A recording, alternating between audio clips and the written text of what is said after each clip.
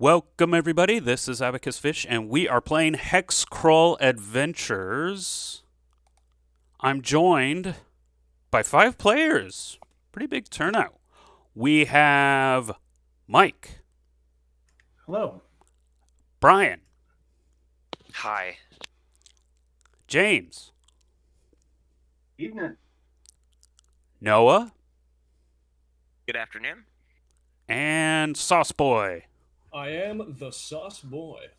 Wow.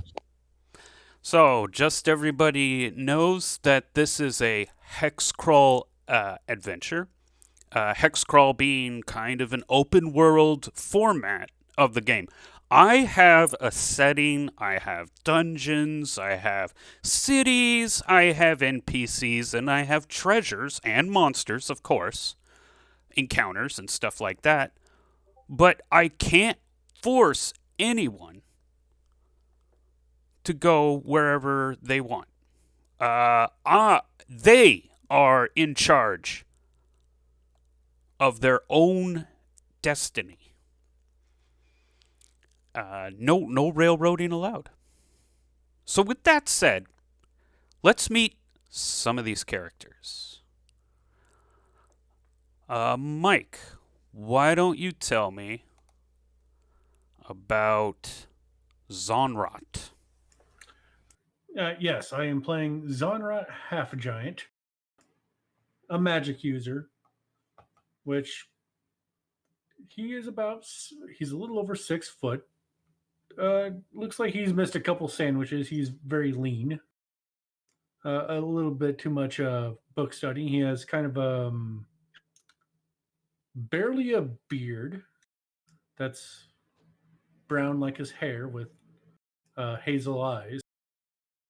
And he has typical magic user robes. He's usually face face buried in a tome that he's studying, and he's just now gotten to the point where he's gotten a little bit of adventuring in him. All right. And Brian, why don't you tell us about Pedor? So Pedor is he's a halfling. He's kind of a disheveled guy. Pedor Barrawallow of the Barrawallow family. Typical dysfunctional halflings that are all smiles on the outside and alcoholics and behind doors. In Pedor's case, out of doors as well.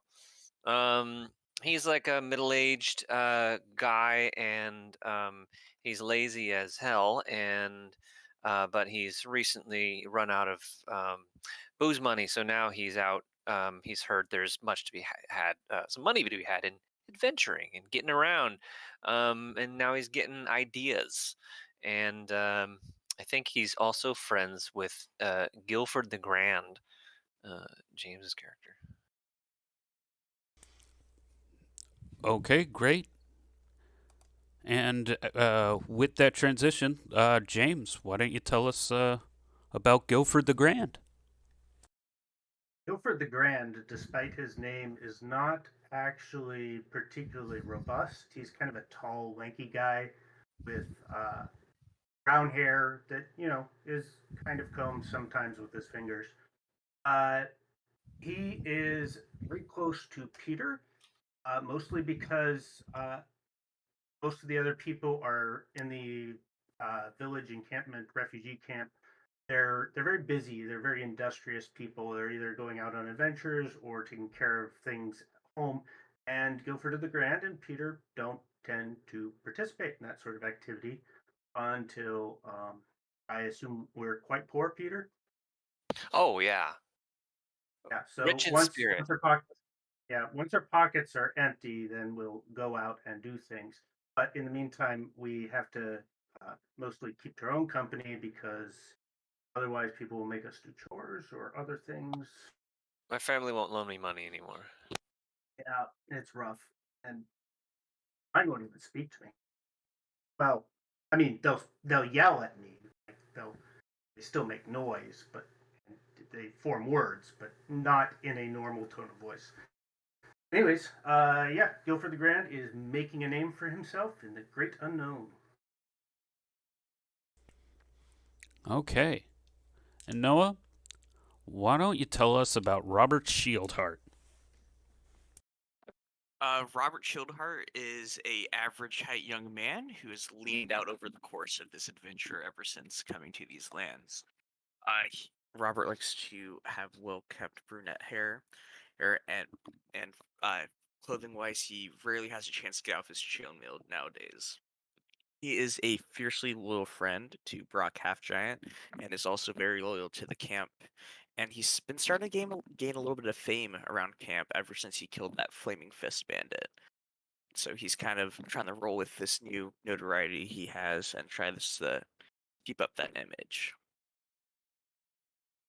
And I am playing Cedric Series, an average height human of maybe slightly fit build, who wears and wields an arsenal of weapons and armor that seem to be mismatched and almost constantly changing. Although nobody can quite tell from where he's getting these new pieces of equipment. A little bit shifty, although he does claim to be a knight or a mercenary, given different circumstances, and seems to be a decently charming fellow with a hatred of skeletons, I suppose. And anyways, yeah, he says he's here for honor, but he may as well be here for money. All right. And these are our players, and we start the morning of Dickety, the 30th of Germinal. Years. Dickety. Dicity? I don't know. It's French. Decidi. I prefer Dickety. Dickety. I'm pretty sure the entire word is silent, actually. Oh, yeah, because it's French, right. Yeah. It's Dickety, the 30th of Germinal, year 7932 of Cosgrove. The undead seem to be gaining ground. 2 days ago, Stickbeard Smith led a party toward Nerton. However, they were driven back by vast numbers of skeletons. The rescue of a local noble was a mild victory. On the next day, yesterday, Robert Shieldheart led another party, only to discover that the Chevelle de Frise had broken, and the undead were advancing. The party did learn the existence of skeletons of a more deliberate construct. Necromancy seems to be involved. The ongoing battle requires strategy. The horde of the undead was enough to desolate a town and wipe out a garrison of soldiers. But if the vagabonds of the North Shore don't do something, life will get a lot harder in the kingdom of Vassith. So, that morning, Jonathan Fairlight, a black guy with a tall athletic build in his mid-30s, has short black hair, a trim goatee, friendly brown eyes, and wears a wool cap poncho and rugged leather boots. And Vothig, a green guy with a hulking muscular form except for a beer gut, and stands nearly 7 feet tall, has no hair, solid black eyes that glow red in darkness, pointy ears, shark teeth, and wearing a hooded robe and cloak so the sunlight doesn't blind him. They're both having a conversation in Orcish, which is something that they've started doing in the last couple days. Orntish, a white girl of average height standing with a gracefully lean physique in her mid-30s, has beyond shoulder-length brown hair, piercing blue eyes, and dresses like a nobleman with a finely made long tunic, long garb coat, puffy trousers, and knee-high leather boots with matching gloves. She's been pacing around the camp asking anyone and everyone if they will take her to see the Kraken. It's been 3 days she's been up to this. Also, since Pedors has been spreading rumors at the camp about her, Orntish has been staring daggers at you. Whenever you meet. Like, you come to the campfire, she leaves. I stare swords back at her. You stare swords, okay. An air-spec half-giant, a white guy a bit shorter than average in his mid-40s, has shaggy brown hair with a matching bushy mustache, tired gray eyes, and wears a wool cap, thick tunic, and rugged leather boots. He's like he is kind of out of sorts. He looks pale. his hands are shaking. To Zonrat and Guilford the Grand, you know that Erspec is especially nervous about the Nerton situation. It's worrying him. It's worrying the camp. He's basically been picking up on what the party's been up to in the last few days, and he is not a fan of it.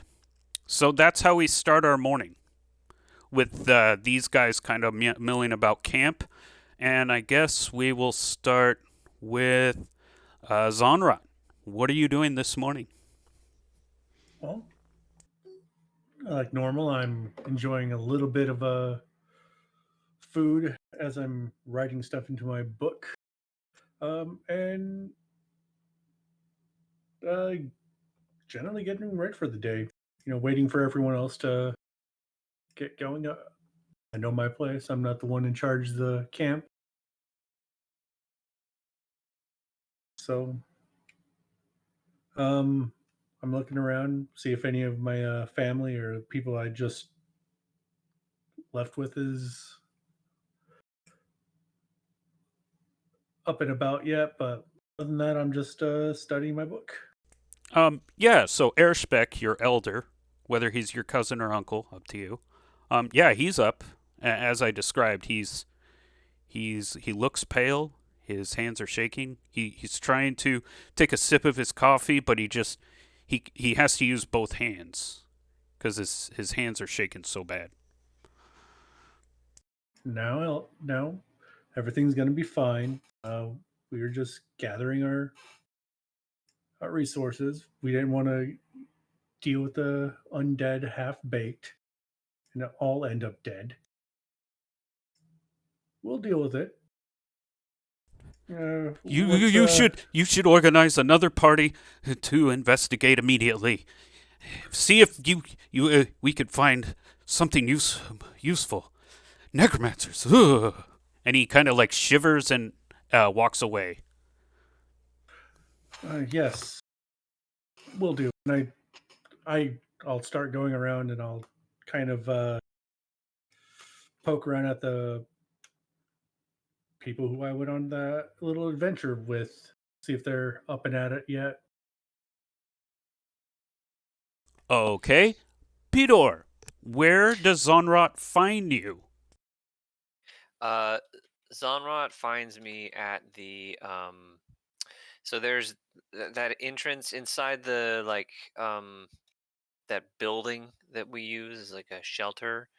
There's that is it the entrance that leads down into the way down underground, and where that lady Orntish is wanting us to take her to see the Kraken. Oh, yeah. Do you want me to ping it? To ping it. Well, I see. Sure, yeah, ping it. Is this it right here? Cool. Yeah. So I'm sitting on that. Is it like a stone slab above it or something like that? Yep. And drinking. As usual. Because what was it last time? A couple days ago or yesterday? That I can't remember who it was, but decided to just give me some gold for for wine, so I would stop complaining or something. So now I have wine, and I'm drinking, and I'm making sure that Orntish, I'm like, my eyes are on her wherever she is, or they're like like a GPS, like a compass. I'm just my eyes are wherever I think she is at this given time, drinking and mumbling to myself.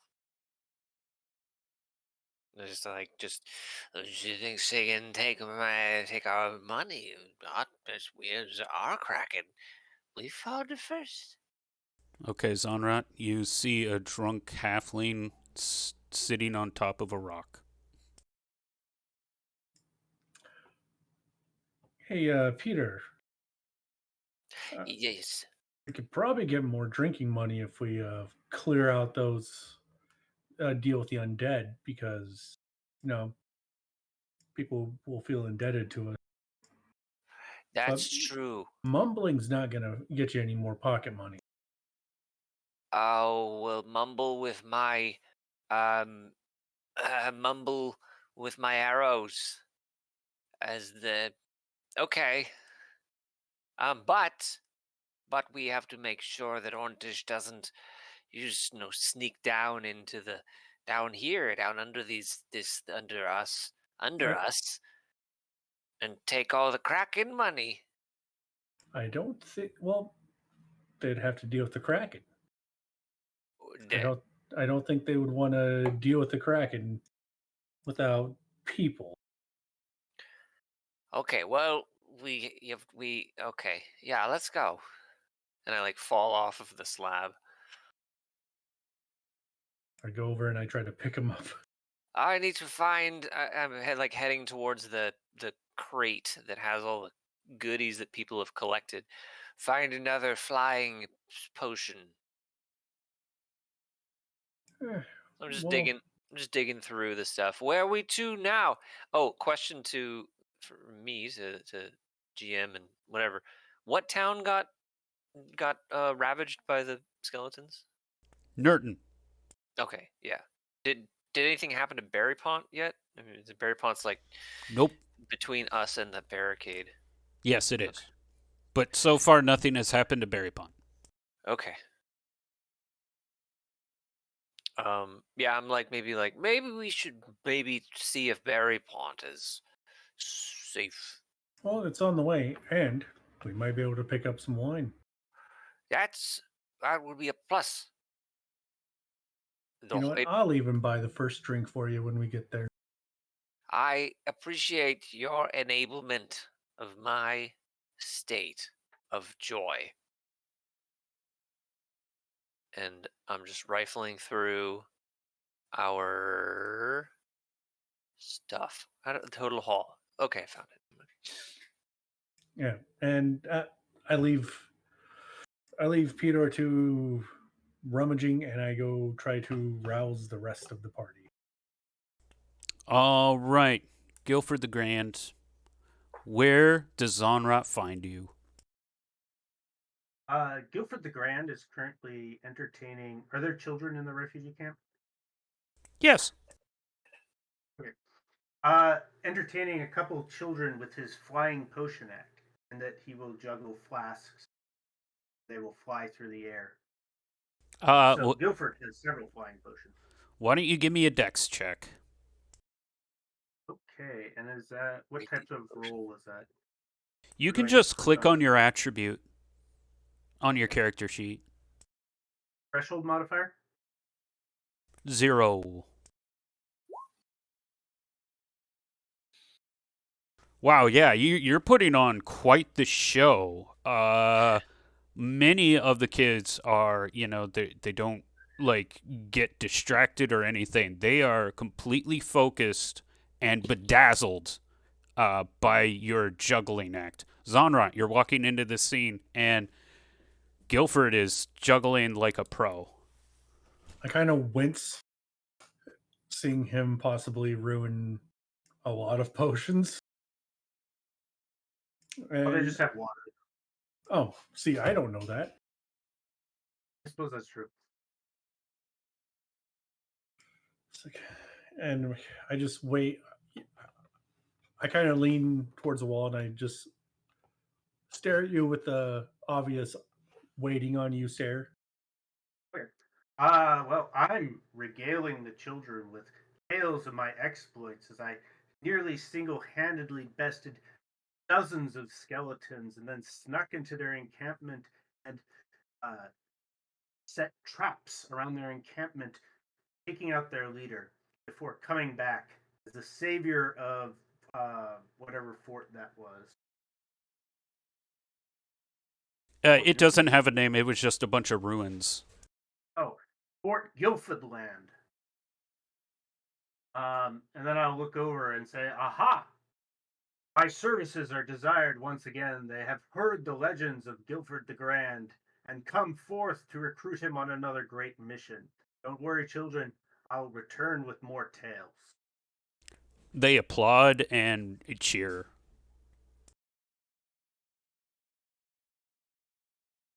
Okay, I'll walk over to Wizard. To me, yeah. I remember your character's name. Zonrot. Donrot. Donrot. Hey, Guilford. One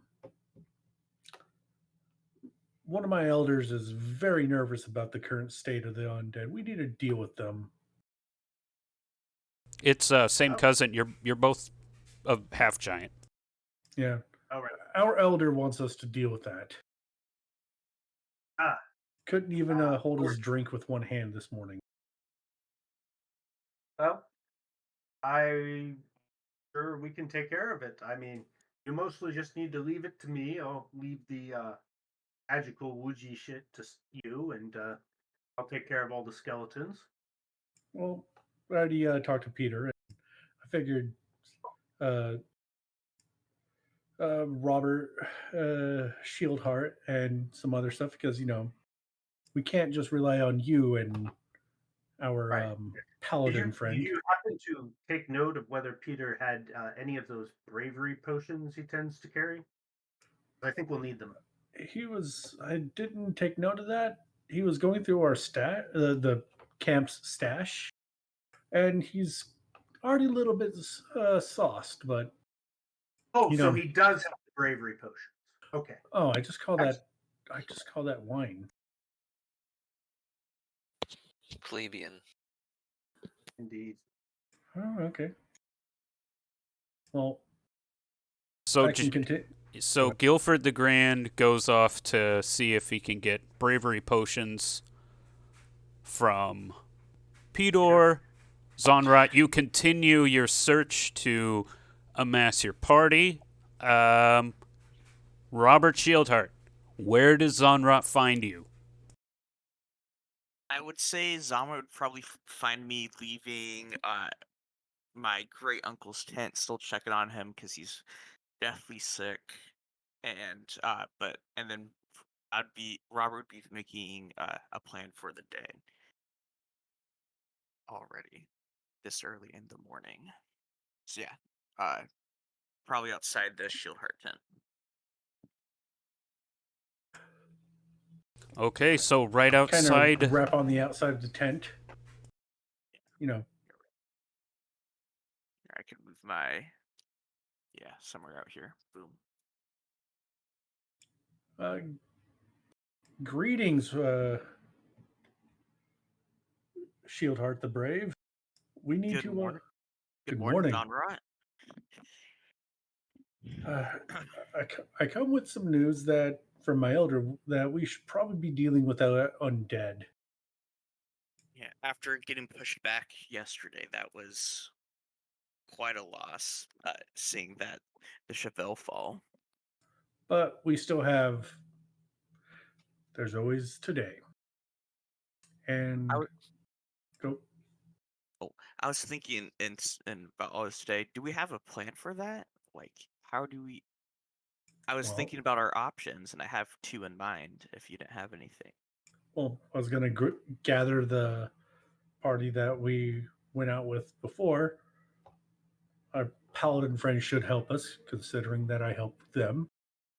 And their holy magic should be able to turn the tide against the undead. All right.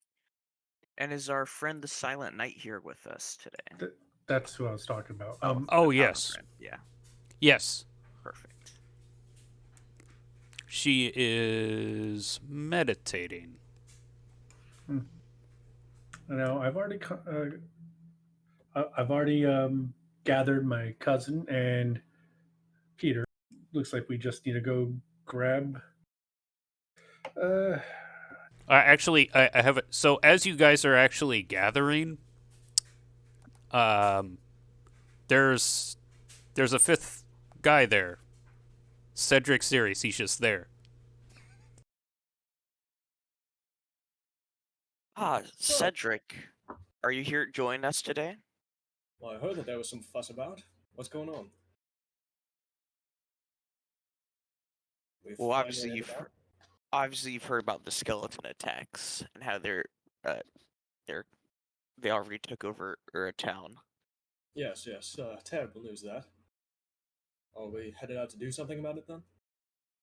Yes, that we is are. the game plan. Sounds good enough for government work. Well, I'll get my things and then shall we get going? I do have one question before we set out. Now, you said they had already conquered the town. Is this a military mission or a diplomatic mission? Military. Who are we Okay, going to be so we're arguing not with? The making. zombies? Yes, yes, that's what I was asking. Well, actually, before we head out, we can discuss. I had two ideas of what we could do today to help with this threat. Right. Shall we talk about them on the road or right now? Probably right now, because one of them we might not have to go too far for. You open up the map.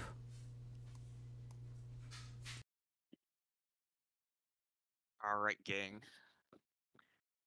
Let's see here. So I'm gonna ping it. This was the town that was taken over Yes. down here. Yes. The furthest you have gotten is the ruins to the northeast.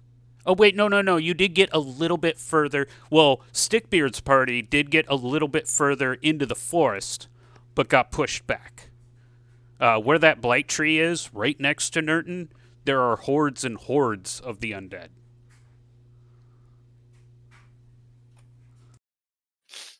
Uh-oh. All right, gang.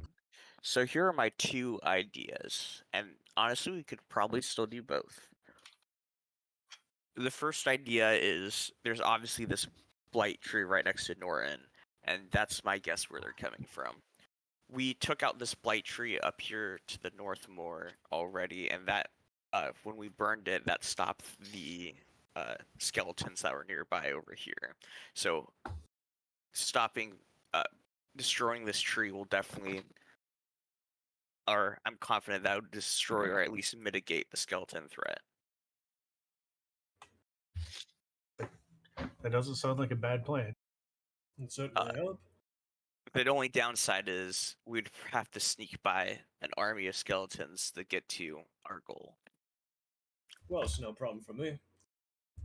Hey, you halfling, was there a second ring of invisibility when you checked in that chest? So, yeah, here's my question to GM. Is there a ring of invisibility in there? I know that I'm wearing one, but I don't know if that's the same one. That is the same one. Okay. Okay, because otherwise I'd be wearing it. Are you also a rogue? Am I a rogue? I suppose you could say so. Yeah, You're is my class. Yeah. I mean, halfling class is kind of like a fighter, but kind of like a right. rogue. Sorry, I'm thinking in 5e terms. Yeah. Well, in that case, I would have taken the ring of fire resistance. Is anybody else wearing that? No, you got it. Okay. That was my number 2. So that my number 1 is the shield. Okay. Okay. So I'm not invisible, so you can't ask me that question. Wait, what was it again? You wanted the ring of fire resistance? Yeah, I've got that. Yeah, and you got it. Yep. And Cedric was asking me a question. Oh, I was asking if there was a second one in the box, but no, there's just one. Oh.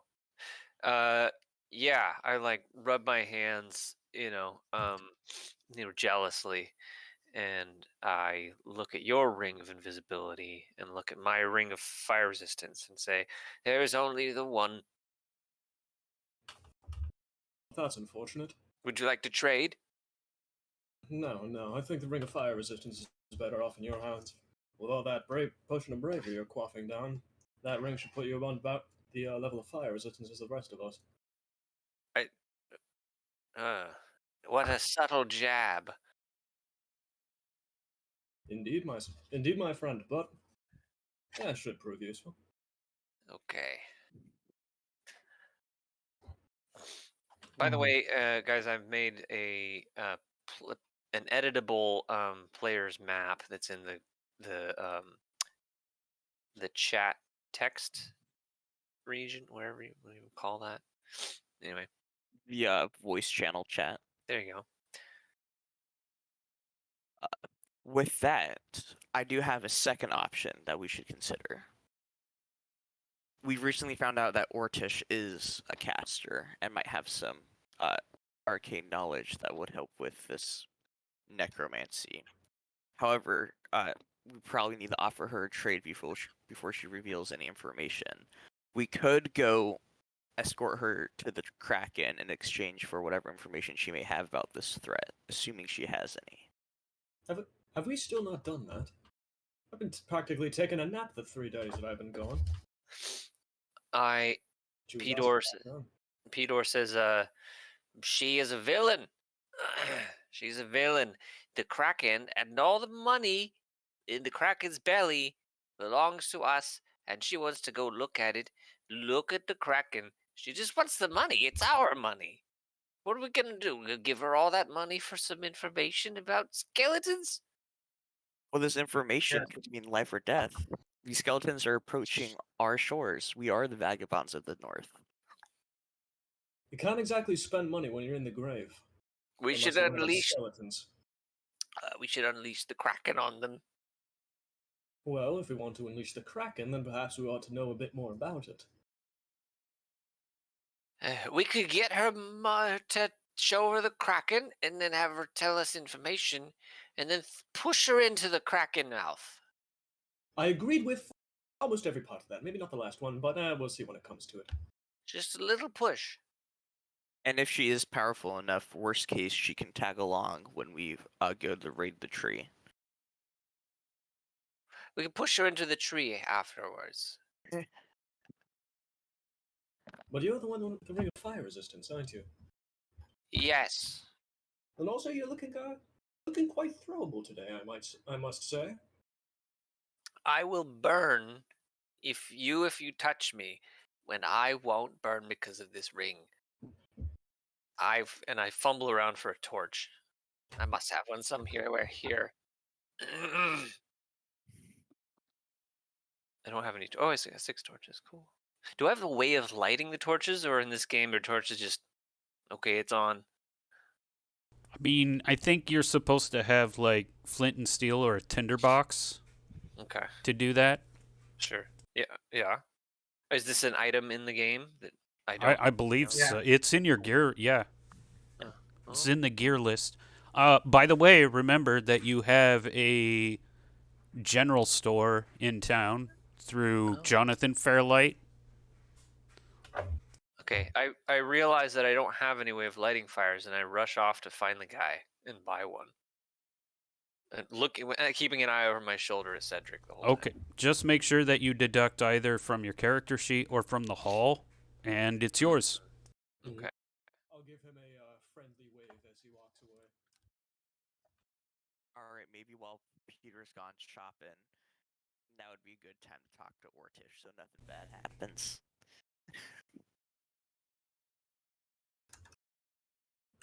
That's not a bad idea.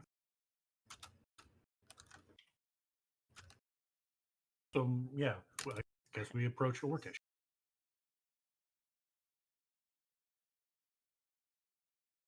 Okay, Orntish is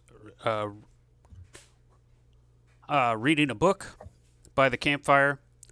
She smiles at all of you until her eyes meet with Pedor, and then she just like gives you the meanest stink face.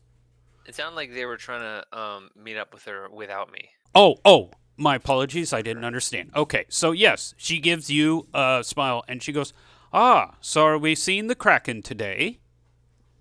Well, I was hoping that we should. I want to Piqued my offer interest. you a trade, Orntish, or we want to. Oh boy, here we go. What's the ask?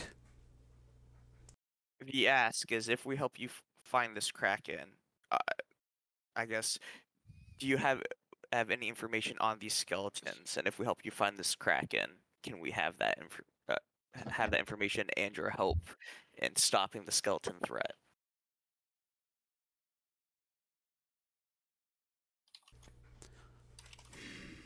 Don't you have that knight who follows you around? Well, you see, if we could get the information out of her, then we would have done it already. But she's We call her the Silent Night for a reason. I see your point. And last time we tried to make the trek, we got caught by the skeletons and had to make a retreat. If we can make it to the tree, I'm sure that our paladin and will be able to do get the job done. But getting there is the problem. Wait a minute. Have we checked the Silent Night knows how to write?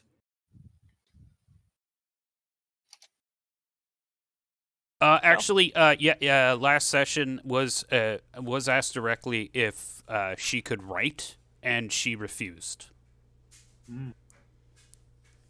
All right then, never mind. So yeah, Silent Night is silent for a reason. So you're our best bet.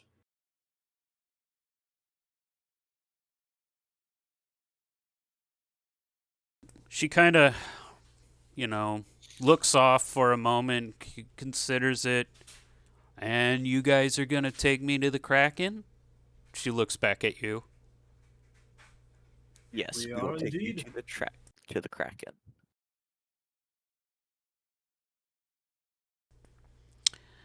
Then I guess we have a deal. She holds out her hand. As I'm shaking it, I'm going to mention, by the way, Peter is going to be coming along with us too. Try to Her- play nice. Her grip on your handshake gets a little. It doesn't hurt, but it's like stronger than polite. And her face kind of turns sour, but then she shrugs it off and says, That's fine too." Don't worry, we promise the baby is bottle if he cooperates. I got a question, GM. Sure. So I only have one gold piece apparently, and a tinderbox is 3, and all the oil flasks I want to buy are 6. Can I sell Can I sell things to the merchant, like my chainmail? Well, the thing is you have that haul, and there's Oh. gold coins in there that you can use. We have 6,024 gold coins that we My will gosh. happily lend to you. Okay. Then in that case, I've used 9 of them and pocketed another 20. Sounds good. I can edit that out of the haul for you. Thank you. So pocketing 20, so minus 29. Okay, so you guys are going down to the Kraken? Is that the plan? Yes. Let's get cracking, shall we? Oh my god. Whoa. Yeah. Okay. That's good. This I hand, think that kills my character with Bye. 1d4. that hand comes out of the water to the north and just grabs Cedric and throws him off. This is cracking me up right now. And then the hand returns and grabs Robert Shieldheart. Guess I gotta make another character. Okay. So guys, go ahead. You're shimmying through the cave. I'm just setting up the map, so go ahead and have some shimmy conversations. I will say one minor point is, as soon as you guys walk into the cave and are in there for a little bit, Orntish waves her hand, and this floating orb of light just kind of hovers around her. Ooh, I pretty. say, you see, and like elbow Guilford. Yes, indeed. Is will-o'-the-wisp that serves her. I would love to learn how to cast that. Evil, I say. Oh, it's not a spell. It's a dark fairy. It's just a little bit of magic. Calm yourself. I will not be calmed, sir. Will you be calm if I promise to buy you a bottle of wine? I've got 5 of them right here in my bag. So, but yes, I would. Well, it seems we've come to an agreement. Stay yourself, and I'll buy you any wine that you want once we get back. That you can find in the general store. I'm like just thinking about how much wine I can buy with 20 gold, but I could get one for free from Cedric, which is fine by me. Oh.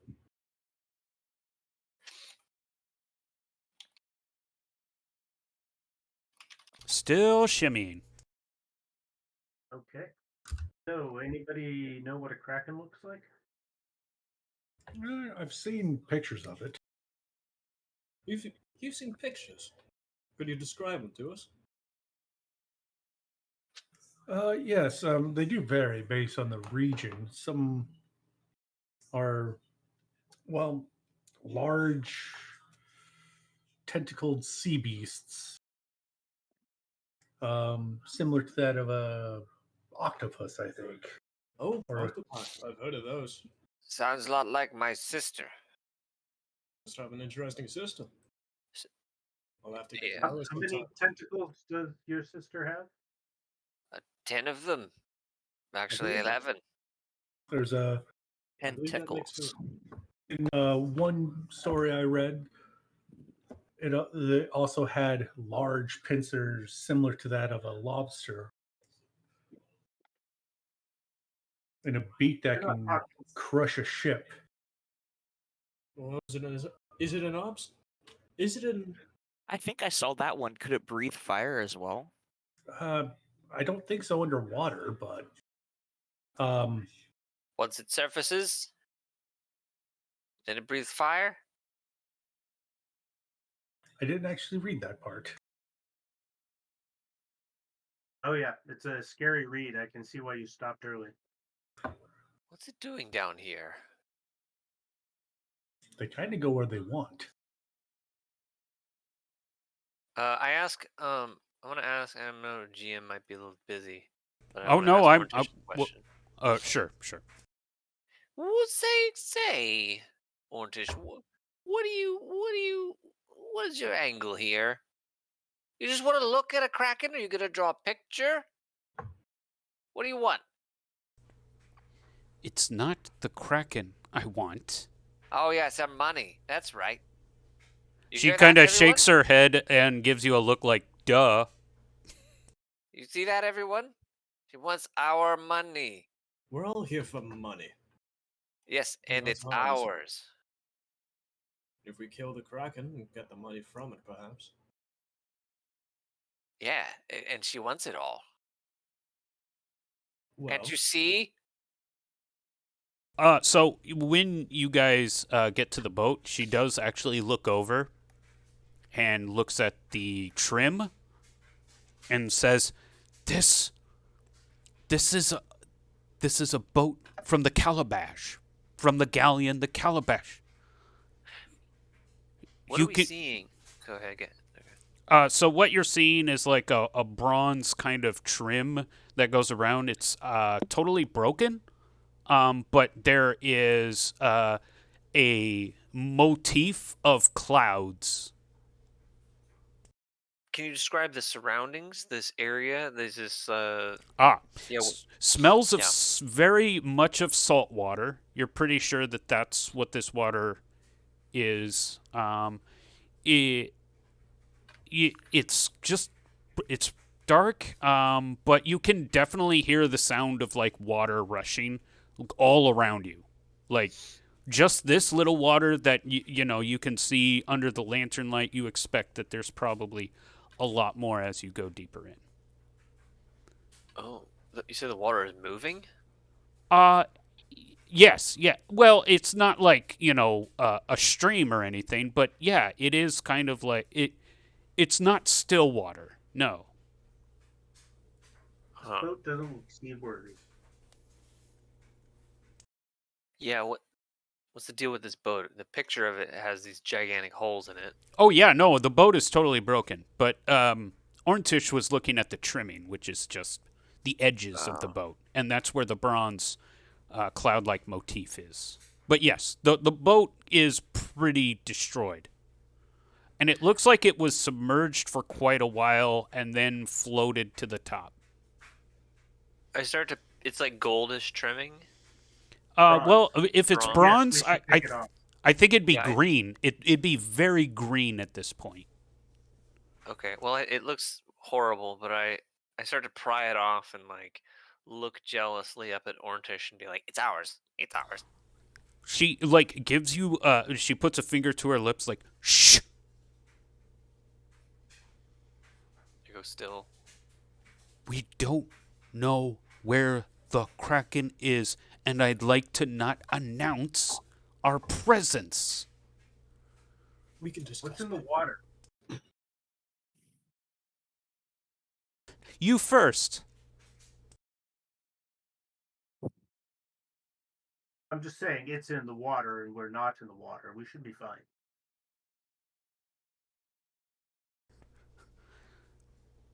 I take a flask of oil out of my bag and this is flammable oil, right? Yeah?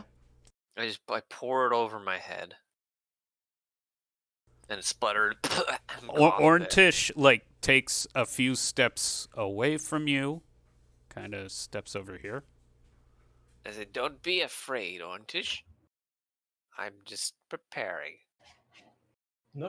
He's got a plan. Don't let him do what he needs to.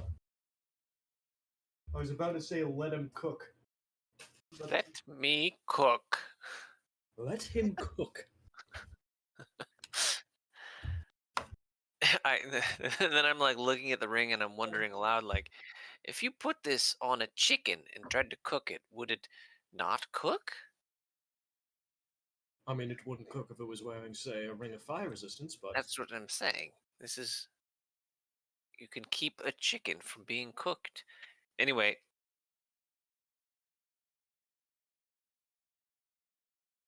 so we can't see much farther than like what is that? Ooh, 20, 30 feet in any direction. Yeah, the lantern light's dim. Okay. Is Orntish is an NPC going off somewhere or yeah, what's our plan here?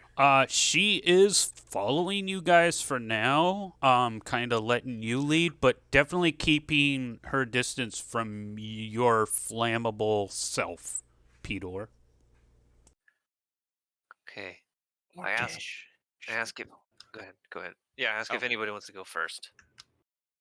Well, I I am would invisible. normally volunteer, but I think we should let Robert have a little bit of the glory.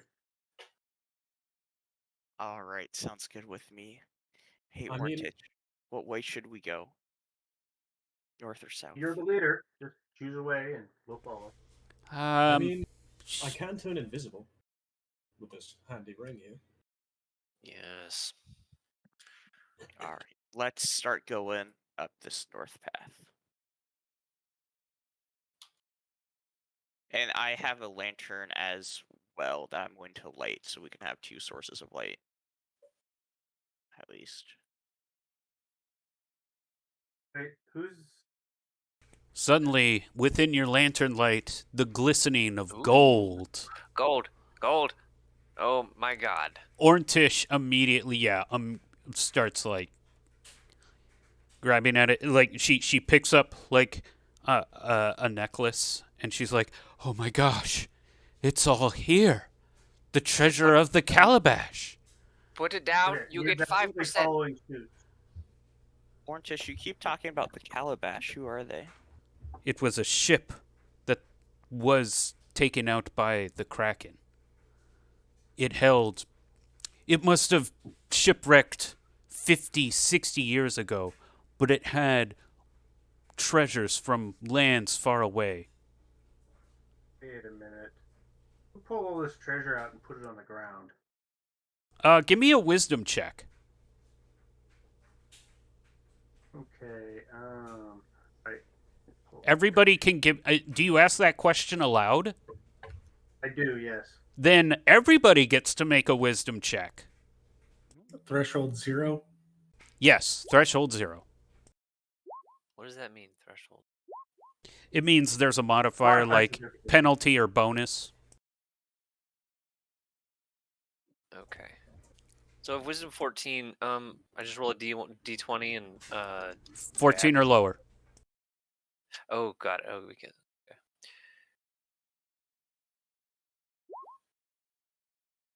Okay. All right. So this is a tidal cave, and because like there's this platform isn't necessarily smooth.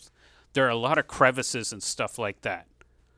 So as the water moves around, it like moves the treasure, and upon that realization, Cedric, because you're standing over the pile of treasure, you look down to the water just near you, and you see that there is even more glistening gold at the bottom of the pool. There's even more treasure down here. Is where You is also see what appears like a giant gem.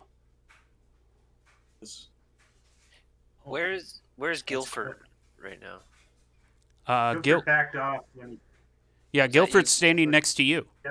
The shovel. Yeah, I'm like nudging Guilford, like starting to look really uneasy and hanging back, and you know, I'm like suddenly there's all this treasure, here, and I'm starting to look really nervous. Aha! Well, that's quite the gem down there. You see down in the water? It's got to be the biggest one I've ever seen. Wonder how much we could get for that. Anybody else Oh. take a look? Yeah, I'm actually going to look over here. I say, Orntish, why don't you go get it? And I'm going to be looking into the water. Kind of looking for, like, fish or other wildlife. I'm not trying to look at the glittering gold. Because that's going to be. Guilford is collecting the glittering gold. Okay. I'm- So I will say this, Zonra, you're looking down and you see just on your lantern, there's like the shallow parts, but then you can see that there's like deeper dark parts, and you're not necessarily sure how cavernous it is at the bottom, but this looks like it goes to the ocean. Okay. Is there any movement from things in the water that I can see with my lantern? We'll get to that. So you're looking for movement. Robert Shieldheart, are you looking at the gem too? Yeah, I'll look at the gem. Okay. So you're both looking at the gem, and that's when you notice. Uh-oh, my roll 20 has gone kaput. Let's see if I might. It happens. I don't know if anybody else is experiencing this. Oh, mine's fine. Okay, Mine's great. fine. I'm going to Mine's reload, fine. and it's probably just my browser. Yeah. That happens sometimes. Oh no! Oh, Oh, your connection was interrupted. oh no! If your connection's interrupted, oh no! Uh-oh. And I think roll 20 might be going down. oh no! Roll 20. Why at the critical moment? Jeez. Oh. The Mine's gods are fine. delaying the inevitable. It seems like mine's coming. Mine just came back online. Yeah, Yeah. and people can move around just fine. Okay. I've been connected. Okay. Well, it was just me and Mike, I guess, because I saw the same message on Mike's screen. No, But I got that message too. okay. Although I reloaded and it seems to be fine. I mean, I haven't reloaded, but everyone's moving around just fine. Okay, so wait. So Robert and Cedric are looking at the gem, what they think is a gem, when they realize that the gems starts condensing, and that's when you realize that's not a gem. That's an eye. The water starts burbling. Yeah, I whisper the trigger word for my invisibility ring. Watermelon. It might be that. Who knows? It's Yeah, sneak. it might be. It's I'm sneak and scooping elvish. treasure in my pack and then skedaddling. Yeah, I'm just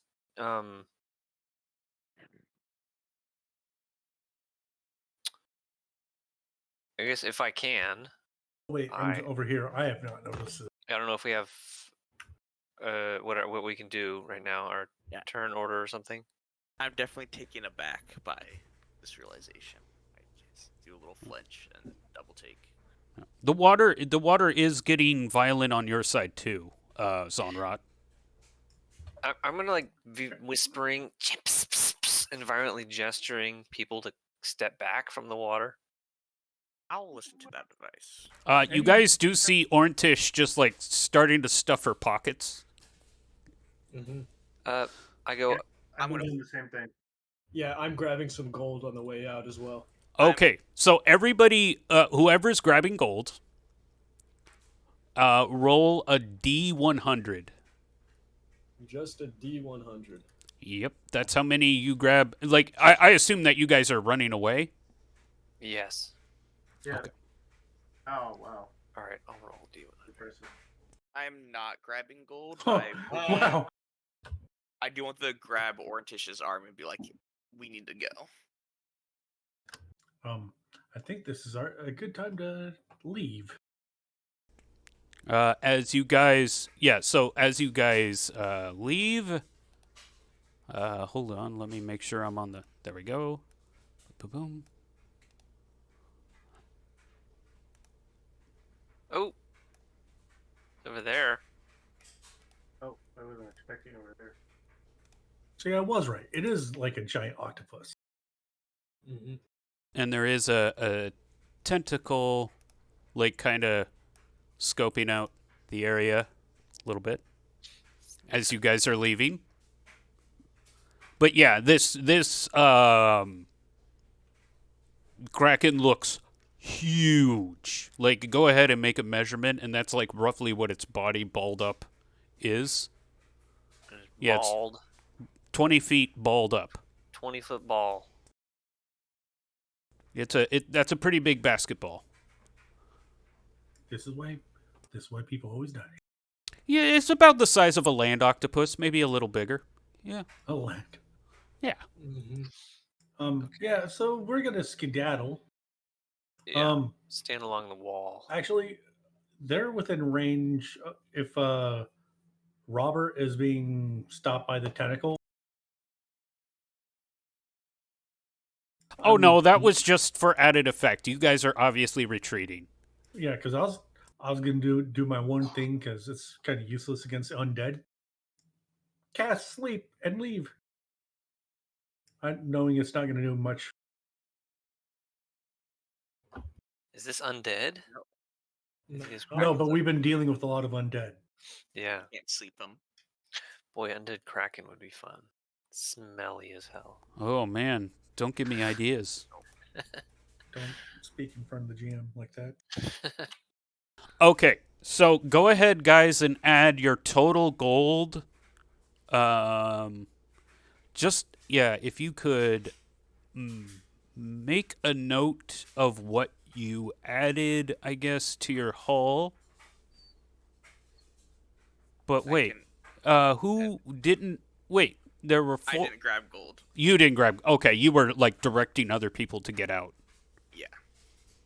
And yeah, I you just you grabbed did 30 have to shake Orntish loose a bit because she was kind of freaking out. Like, yes, I finally have it. Oh my gosh, like looking at like all these, and then yeah, you kind of have to shake her and be like, no, get out of here. Does gold have a weight? Yeah, it's coins. One coin is one coin. Oh, okay.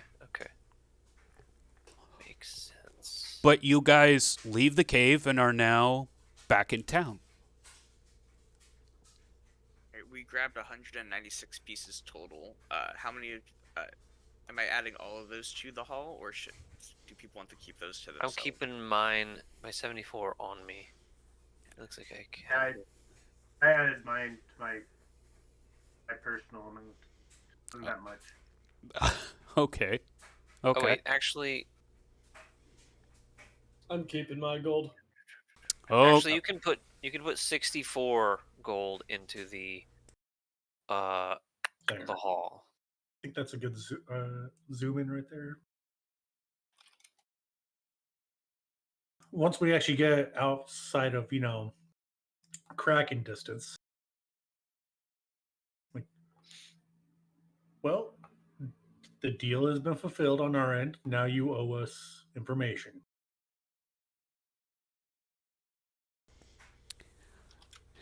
Yes, a deal's a deal. Still a lot more treasure down there. And the That's greed, definitely tempting for later. yes, and I'm sure there's other skeletons of other people just as focused on that. Oh, Peter is one small point of inventory here. So Cedric, you're keeping yours. Pedor, you're keeping 10 but donating 64. yeah. Guilford, you're keeping yours. And Zonrat, are you keeping yours? I'm keeping 5. I'm You're keeping putting, 5. Okay. Yeah. Look, I need enough to actually get into an inn or buy something. I'll add those two. Actually, that could get you like a huge stay at an inn. Like, Yeah, but you're I mean- you're set pretty good with 5 gold. yeah. I figured, that risking my life is worth that much. So now there, Madame, I think we need to finish our deal. And I would advise you not to go down there by yourself.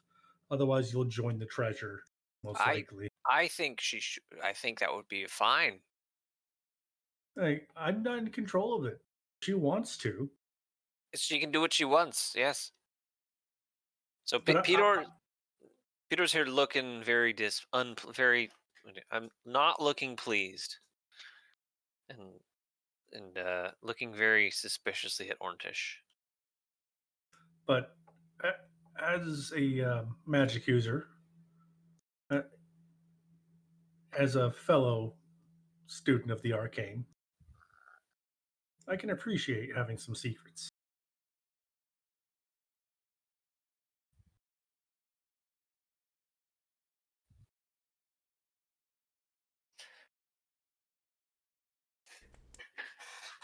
So Go ahead. oh, I'm just here waiting for Orntish to respond. So while, go ahead. I was just gonna say. So what is your question to Orntish? What? Oh, go ahead, Robert. This is your questions. All right, Ortish. In your studies of magic, like we were wondering if you know anything about necromancy and how to stop it. And then we also will want you to come with us on our quest today to try the raid the tree.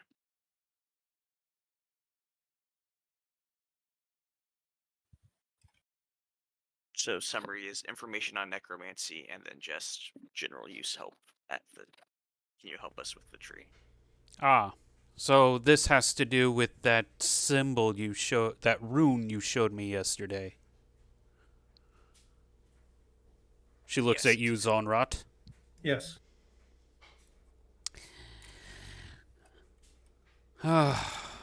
Necromancy. So necromancy is the reason why Nurton is failing. It's not just the run-of-the-mill blight tree undead. Well, these runes they were there, correct? Correct. Cliff. Yeah. Yeah, these runes were at the site that we studied. Then this situation has gotten more complicated. And I was wondering why the Nurton situation was so bad to begin with. I mean, the blight trees have always kind of been dangerous, but we've known just not to stay away from them and not touch their branches. But it seems like something more sinister is behind this. Yes, and if you can, and like Robert said, it would be most enriching if you were to join us to help get rid of a blight tree maybe deal with it. That way we can have a lot more time to focus on extracting the treasure. Because that's going to be an entire team effort. Because I don't think that even you, someone esteemed as you in the arts, want to tangle with a kraken by themselves. You would assume correctly. Thought so. So, and self-interest is something I think we can both agree on. You help us deal with the undead, and we can help get the treasure out proper. She nods. Okay, I'll join you, but I'm riding the horse. Of course. So, You'd have to talk with the owner of the horse because I don't own it.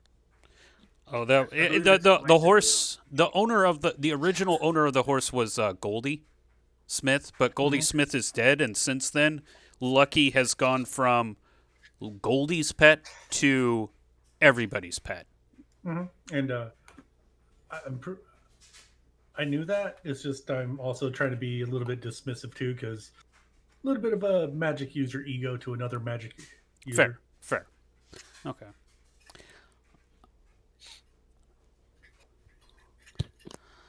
So she begins, getting Lucky ready.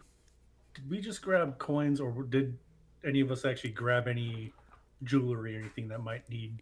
That's kind of what that roll is. So, like, you grab maybe like a few gems that are worth like 5 gold apiece, but like the total amount of gold value worth of stuff that you grabbed, that was the D100 roll.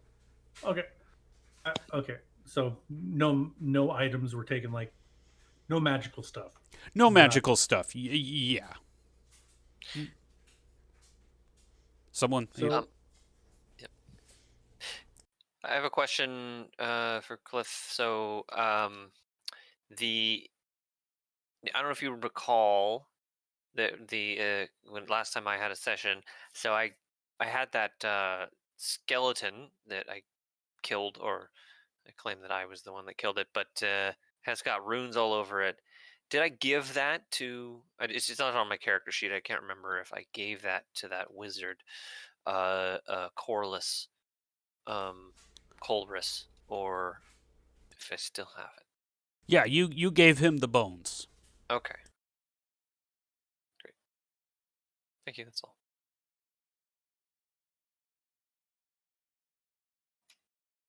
okay, so I guess we can get a little bit of food in us and set out and deal with this, right? Okay. We shall say that it's been 2 hours have passed.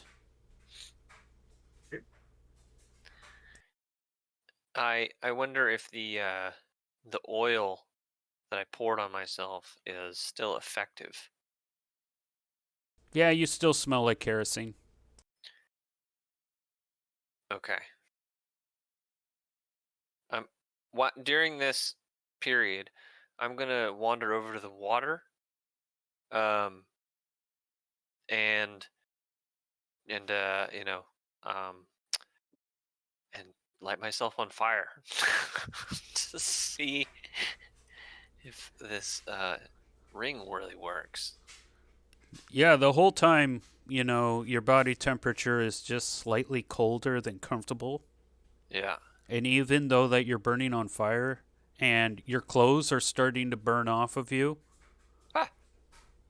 you remain unfazed. You're still cold. What about my items? Well, you might. I'm just going to assume that you unequipped your things down. armor and your weapons, but you just were wearing your clothes. Okay. So my clothes don't. I want to. I know this will fuck. Okay, I'm gonna get in the water. Never mind. I'll experiment with this later.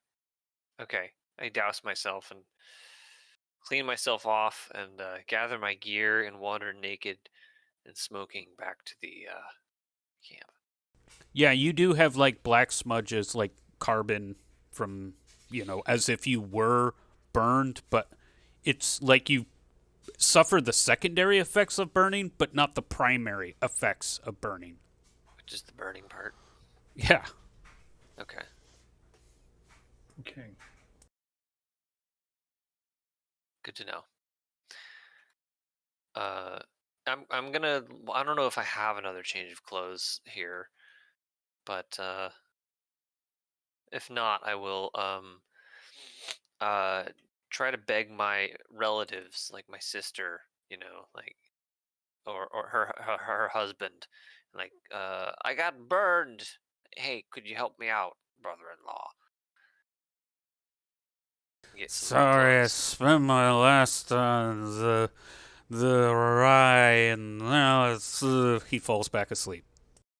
I take his clothes that are on him. They're a little loose. They're a little That, loose. that But that's fine. you with one hand holding up your pants, you're fine. Yep. There we go. I buy it. I get some rope to fasten it. Nice belt. Yes.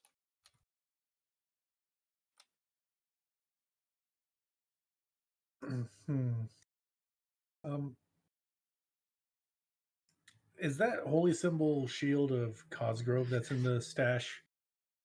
Is it just that, or It would it have? is. It is a holy symbol. Probably was carried by a cleric, but it's not carried anymore. You found that among treasure. One of them found, like, it was in one of the miscellaneous treasure piles. Okay.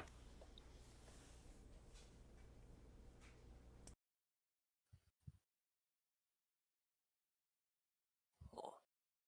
So I guess we should set out because I'll go find our paladin friend and we can get going. Seems like a good idea. What's Uh, Look at it. Say, Pedor was it? Pedor was it? Did you get a change of clothes? I did. I burned my old clothes because they smelled like oil, and I got new ones. You like my digs? Suppose I do. Where'd you get them from? My family. Mm, hand me downs, the best kind. Uh huh. What's it to you? Oh, nothing much. Would you like a pair? They'd be tight on you. No, no, thank you. They'd be more like shorts on me, I suspect. It would look good. It would show off your musculature. I'm going to choose to take that as a compliment, and maybe go find our paladin friend. You stay here for a little bit. Uh huh. Adjusting my belt. So, the quiet knight is sitting, kind of at the edge of camp. She's got her own kind of tent out and stuff separate. And yeah, she is meditating. Actually, no, she is praying at this point. Mm. Well, Nighty, I believe we have a job for you to do. I hope I'm not interrupting anything. She stops her prayer, puts her holy symbol, kind of like tucks it back under her armor, which is a moon. It is a crescent moon. She tucks that under. She readies her horse and gestures to you like, lead the way. All right. Well, I suppose we should head back to camp, figure out where the rest of them are going, and then let's all head off. All right. So I guess I'll go back to camp with her, and then we'll see where we're headed off. And so Orange is with us? Yes, so go ahead and plan your route. so we're right here. Yes. We'll crack the fan. And you And, guys are lightly encumbered, I believe, or one of you is, which means all of you are. On the player's maps. How do I undo that? I mean, I Scribble. I think just that's. Oh, you have to use the selector tool and grab it. convenient. Yeah. Okay. I'm looking at the player's map, and there's a scribble of where we've been, of where it's like a path that a road that makes things quicker. I think. Are you talking about the Yeah. pink line? Yeah, it goes like what is it? It goes through these hexes Yeah, we'll go right above the tree, like right towards past Northwood. Magic Man's hut, and then through Berry Pond, right through there. That's the blue line, yeah. And Okay. the barricade is right Well, there, and I'll make it a red thing for us. okay. So we're going back to that barrier, right? Yeah. I mean, might as well check on the barrier, but our end goal is this. Or Oh, okay. That Yeah. tree is closer, I think. Let's do that we then. have both trees. Keep in mind that those trees are far bigger than the blight tree you did burn down. Maybe we should go pass through Berry Pond and try to gather a posse. I'm sure the people that are right next to all this crap would love to a chance to fight them, and we might have a better chance. Last time I tried that, it was a couple of seasoned warriors, and are practically pissing their pants at the sight of a few skeletons. Can't imagine this will go much better. You know, we do have another friend at camp. We have Vothog the orc. And Jonathan knows Orcish, so you can probably get him to come with us. Who's Orcish? So, Vothig is an orc. So, point about that. If you do have Vothig in your party, you probably should not go talking to people in Berry Pond. You got basically you get the idea that they just kill greenskins on sight. So yeah, Pedor's opinion would be a small militia would be better than one orc. And more important, it would grant us an audience for our heroics. Yes. All right, in that case, let's. But also having a Knight of the Moonglum, your paladin friend, that also is kind of bad juju in the Kingdom of Vassith. We should tell her to wait outside the kingdom. I'm pretty sure once the militia sees her, it's gonna be about the same as if she walks through the town. It's her and the orc or the militia. I will trust a paladin dealing with the undead than superstitious masses. I was thinking the same thing. Okay. I mean, overruled. I mean, no offense, Peter, but she can set fire to the trees a lot easier than the militia can. Okay, Peter rubs his chin in thought. I have a cunning plan. Let's hear What's this plan of yours? Oh, no, I'm just thinking to myself. Let's go. Well, wait now, we're all a part of a team. Unless this is your personal plan and you plan to go on it all alone, I'd rather hear it. No. It just can't. The plan cannot involve Orntish. Ah. She kind of looks over when you guys are huddled and is like, "What are you guys on about now?" We're talking about emptying the chamber pots in our camp. It's been a big problem. She And about gives. She Peter's gives. role in it. I'm sure you wouldn't want to hear. It's rather unpleasant. I like to touch it. She Shut up. immediately just kind of waves you off and is no longer interested in what you're saying. Okay, Seems you're showing good deterrent, Peter. Anyways, Listen. what's the plan? you folks, you miscreants, all of you dummies, listen to me here. Who is Orntish? Who is she? Where does she come from? Where does she go?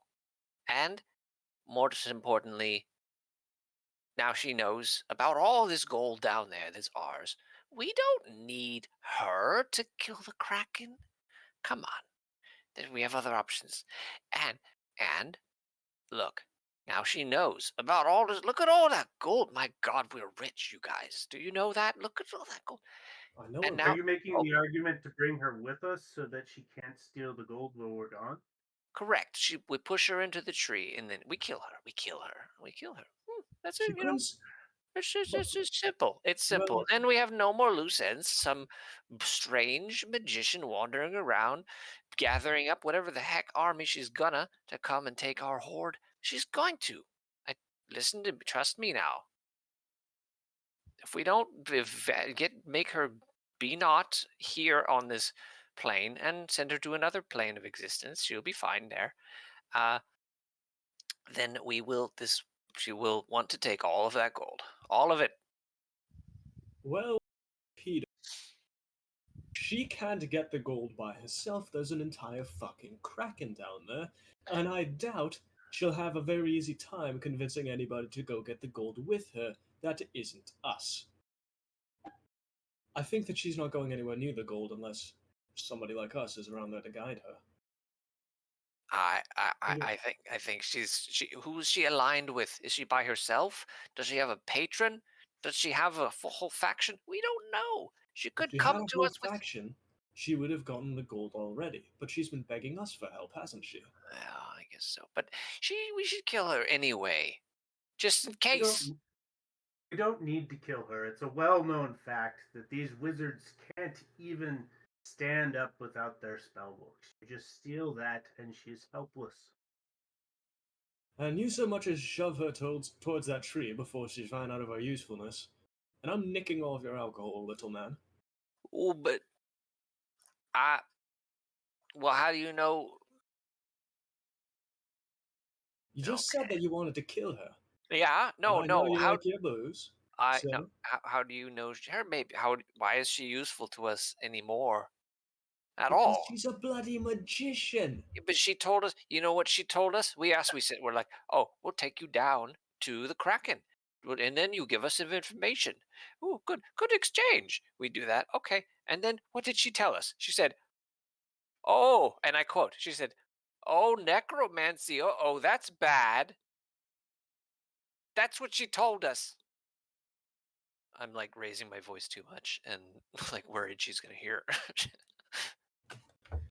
It is rather unfair trade, I'll admit, but seeing a skeleton walking around without any muscles, well, there's really only one conclusion, isn't there? Wait, I missed it when she said that necromancy was bad? Yeah, that's the information she told us. She was like, Oh, uh-oh. geez. Well, we need to take this into consideration in our plans. I don't. You What? think we Sure. should cancel the diplomatic mission to the skeleton village? You should ask her. Most likely. We should give her 100 gold and then ask her. Okay, I am all for protecting our home, but she is not that stupid. Okay. You just But accidents do happen on adventures. I'm So- like yeah, I'm like slowly surreptitiously nodding at that, but also at the same time overtly being like I'm okay. I Conceded. will sidle up to Peter and whisper, "No, steal her." Not only will she be useless, but we can be wizards. I rub my chin thoughtfully. I'm pretty sure that's all it takes. You read a spell book and you're a wizard. All right. I think Peter. I'm highly offended by that. I'm think- whispering. Stop using your wizard ears to overhear us. I'm in the circle with. Wizard He is. ears. He was there the whole time. Yeah, I was pondering. Perhaps in front of an orb? I'm not to that high level yet. Hmm. Well, I hope you get your orb soon. You have to earn those orbs. So I would say we do what we can to deal with the current threat. Once we can actually lower that, then we can deal with securing the Kraken loot. But right now, we have one of the biggest wild cards of the camp is going to be out with us. Are you referring to Peter? No. Okay. No, I trust Peter because Peter's part of the camp. He's got the best interest of the camp at heart.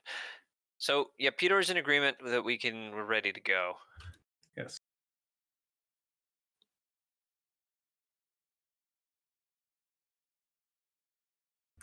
So out of all of that, I know we're still playing Orntish and the Paladin, but are we going to?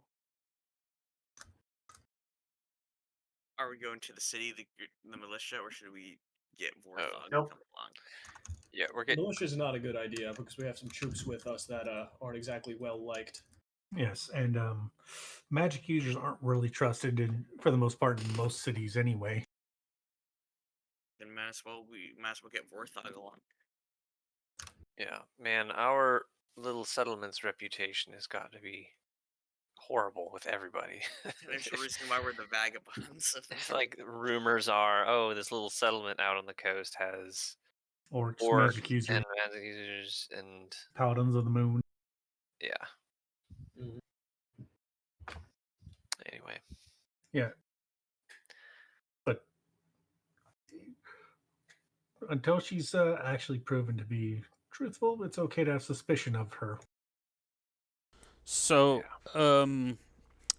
yeah, you're nobody can talk to Vothig. I just want to remind all of you, if you can't speak Goblin or Orcish, there's no way to talk to Vothig. You're basically in the same boat with You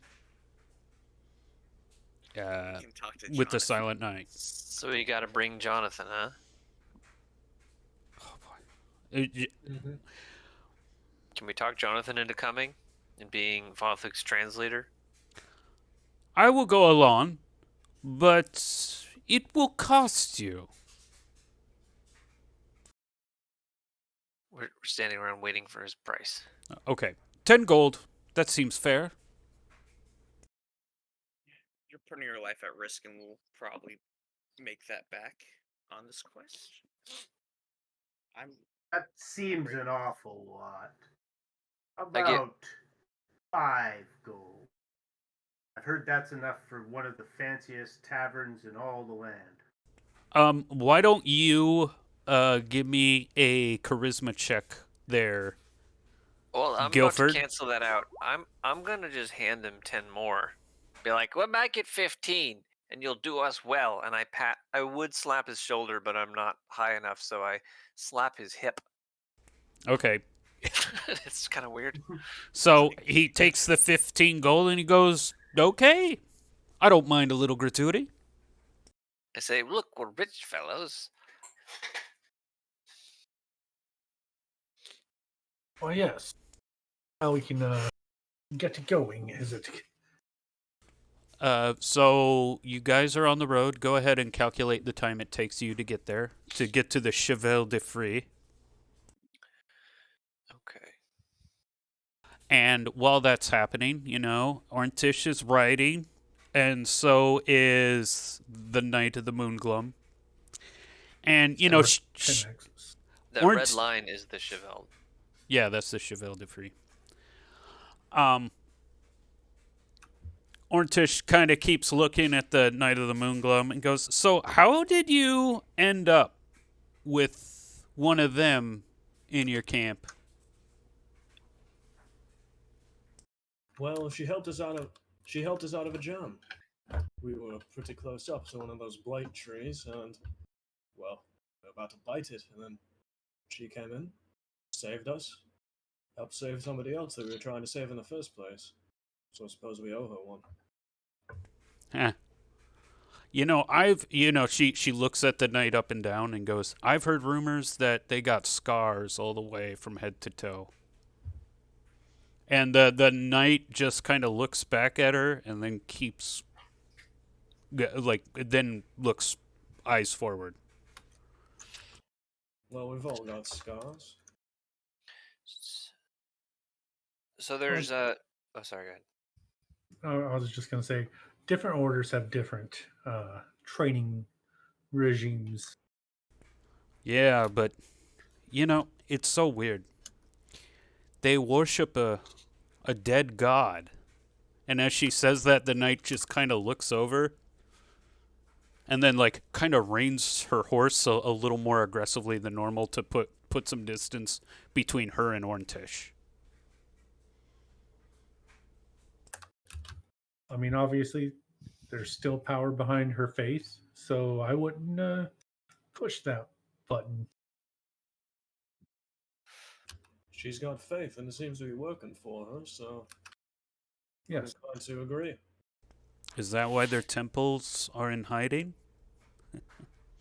I'm sorry. I'm not a Cosgrove believer either. Don't mistake this for the heresy lunacy thing. I just find the whole idea of honoring a god kind of silly, especially if the god is already dead.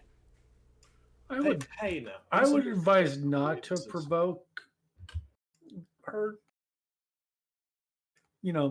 Simply saying she's proven to be highly effective against the undead and the trees. Like, she's proven. I don't really know why you would want to provoke one of our greatest allies in our current endeavor. I mean, people don't trust people who study the arcane. They call us heretics at times and often assume we're all necromancers or the evil magic user that's just going to destroy the village. So we shouldn't be judgmental. Look, Montash, what I've helped you with, what we've helped you with, as far as I've seen, is helping you steal gold from the den of a kraken. What our silent friend here has done has saved our hides on multiple occasions, helped us burn down a good blight tree or two, and many more besides. If I had to take anybody's side here, I'm taking hers. Fuck, I'd take Pedro's side at this point. You're really not making a case for yourself. I nod silently. Yeah, that makes sense. About 95 minutes, I think. Oh, it's just yeah. Travel time looks like 8 hexes into 3 elevation changes, so it's about 95 minutes. Okay, Save my life, burn down a blight tree, and I might consider you an equal. She gives you a look and says, "I'll look into it." Good. We could always use the help. And I'll just... Are we all riding horses? No, just Orntish and the knight. Everybody else is walking, including the orc. And I'll just speed up my pace so I'm no longer beside her. I see our trek is going to the barrier. I thought we were going to that blight tree itself. The western blight tree. Well, you would want to go a different route if you were trying to get to the western blight tree, but I guess you Check pulled on our up. defenses on the way. You did pull up to this side. I can always just go straight down then choose. Well, folks, are we? Yeah, I say we Oh. check on our defenses just to make sure. Okay. Yeah. Yeah, Yeah, makes sure. sense. On the way, and then Okay, so more Red Dead Redemption riding a horse transition scene as I set up this map. okay. The At rest least of we're us not are. having some good, bad, and the ugly music in the background. Oh, you know there is.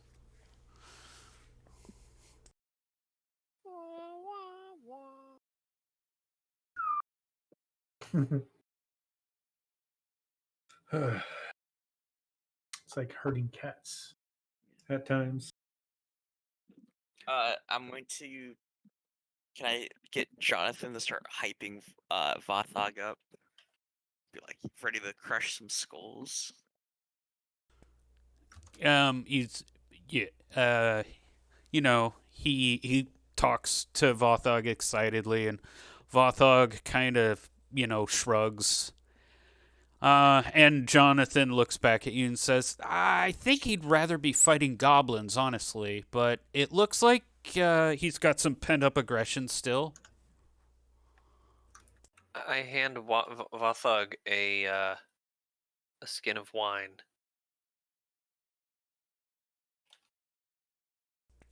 He downs it all and then throws the wineskin behind him and keeps walking. I hand him another one. I go, "Hey, you bet's that a boy." He does it again. Another one. Another one.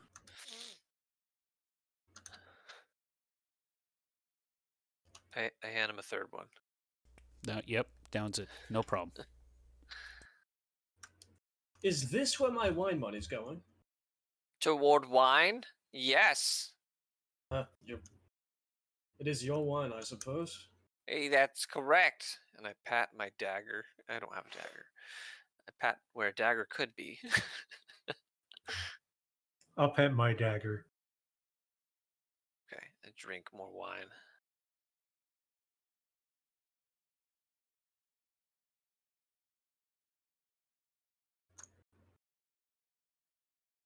Is Vathug drunk yet? No. I mean, he's buzzed. He lets out a big burp. Are you trying to get him drunk? Clearly. I hand him a fourth wineskin. How many of these do you have? One more, One more. but it's mine. This one, he sips on a little bit. Oh. But he eventually starts taking big gulps and throws the wineskin behind him, keeps moving. I pat him on the back, but I'm not tall enough, so it's his butt. Just Go around slap slap. his ass. Roll a Constitution check. Buenos dias, Mandy. I think something's coming out to meet you. So okay. 20. I have a 16. I rolled a 12. Okay, so he shrugs you off as you pat his butt, and you don't fall over and tumble. You are pushed away. I go, sorry, no, whatever the medieval fantasy equivalent of no homo is, but I do not fly that way. I'm just too short to pat. You don't even understand me anyway.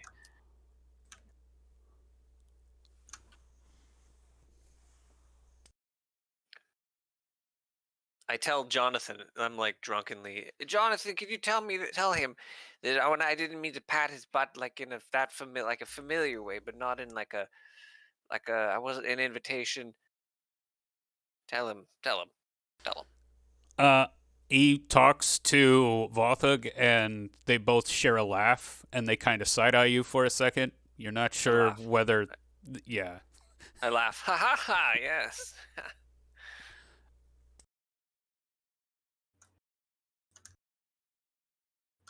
Peter, they were making fun of you for not having a dagger. We shut the hell up. I have spears and a bow. Adjust my pants; they're too loose. Wouldn't call it a spear either. Just chugging wine, walking.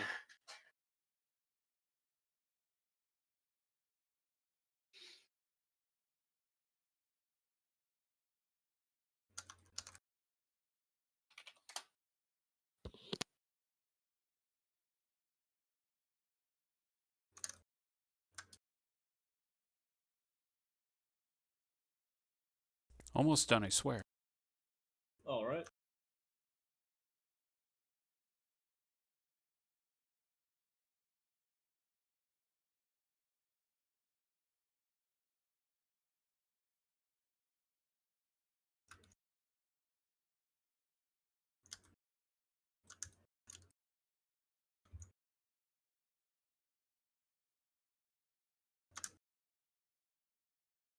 Oh, I want to sidle up to Cedric Mm-hmm.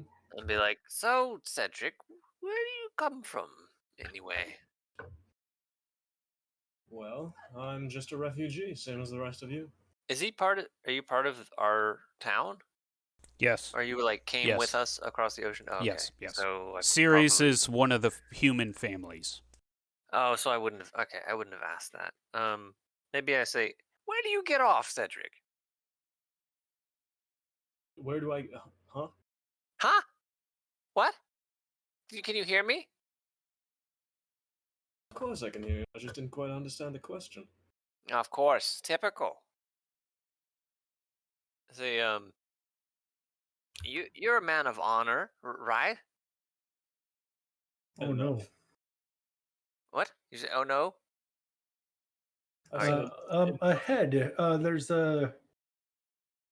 quite the gathering. well, perhaps we'd better save the talking for later. Oh no. Uh-oh. Let's go. Peter starts to panic a little bit. I remember we're on a diplomatic mission. They're skeletons. They're unpredictable. How are we? Send Ortish. Yeah, I go, yeah, and I pour some oil over my head. Unpredictable. Quick, here, have this flying potion. Wait, you really have another one? I have a potion that is currently flying at you. Oh, well, grab it. Shit. Drink that. No, wait. Oh, hold on. Those have a limited amount of, like... It's not an actual potion of flying. It was Well, literally. I don't know that. Don't tell me that. Okay. But when I did use a potion of flying, it had how many, like there was a limited amount of time that it, lasted for? Yes. Yes, and it's randomly generated. It's Oh. hilarious. Oh yeah, that's right. And you're like, you don't want to fly too high because you're like 80 feet up and it okay. Flight 4. The description says 4 rounds, but I assume it's random. Okay, I will hold that potion, stick it in my belt.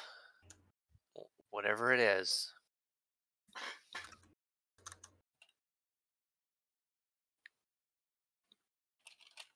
So, yes, as you guys arrive back, you notice that all your hard work is immediately destroyed.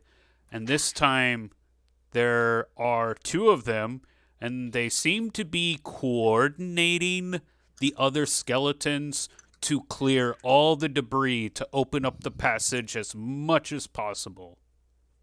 If a horde of skeletons were to walk through here now, they would have a lot less trouble.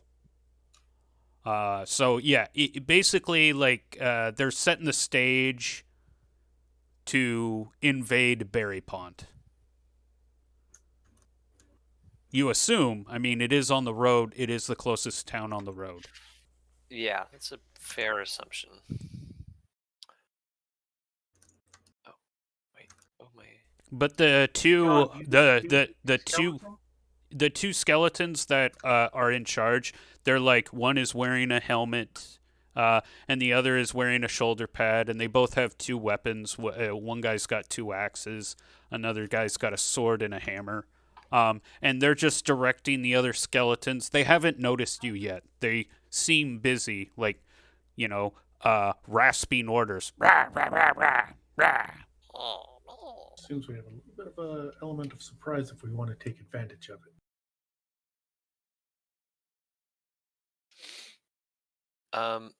Do I remember? Did these skeletons ever have ranged weapons? Do I see any ranged weapons on them? No, they've so most of the skeletons you've seen like just chase you with whatever implement they can pick up. They usually have really battered weapons that are near useless, but they still can hurt. Yeah. Do these palisades that are still standing, do they look sturdy? And how high off the ground is the top of them? So they're about 8 feet in the air. Okay. And they don't look in the best shape, but yes, they are still standing for now. Okay. And these bluffs that are to either side of this passage, how high is the top there? That would be about 30 feet up. Okay. So I say, I'll take this potion of flying and perch upon these bluffs and shoot down at them. And I swallow the potion. Does the potion actually work? You feel no different. I'm like jumping in the air. Like, what's wrong with it? Who is it that threw that? Who is it that threw that to Going slightly me? higher. Was that James? Yeah. Was that Guilford? Yep. Okay, I'm cursing Guilford right now. I still do have that ring of invisibility, and it still works quite well if we need to do any sneaking about. And if we need to throw a flaming halfling at them, we have that option as well. My biggest thought right now is, do we need to fight these people because really we just wanted an update on how our barricade was doing. This is just showing we don't have much time to accomplish our mission. No, We do could not. immediately avoid these guys and immediately go to the tree. Yeah, that would be Pedor's vote. Okay. Seems like a good idea to me. I'm not equipped to fight these guys, so like this. Okay. As you guys back away, the Silent Knight signals to you and shakes her head. Like we should take them down right now? Is that what you're saying there? She nods. I'll point forward. Should we go for them and then back, or should we go for the tree? Does she point forward to the skeletons or back to the tree? Orntish kind of looks around and says, "Well, I kind of have to agree with her on this one.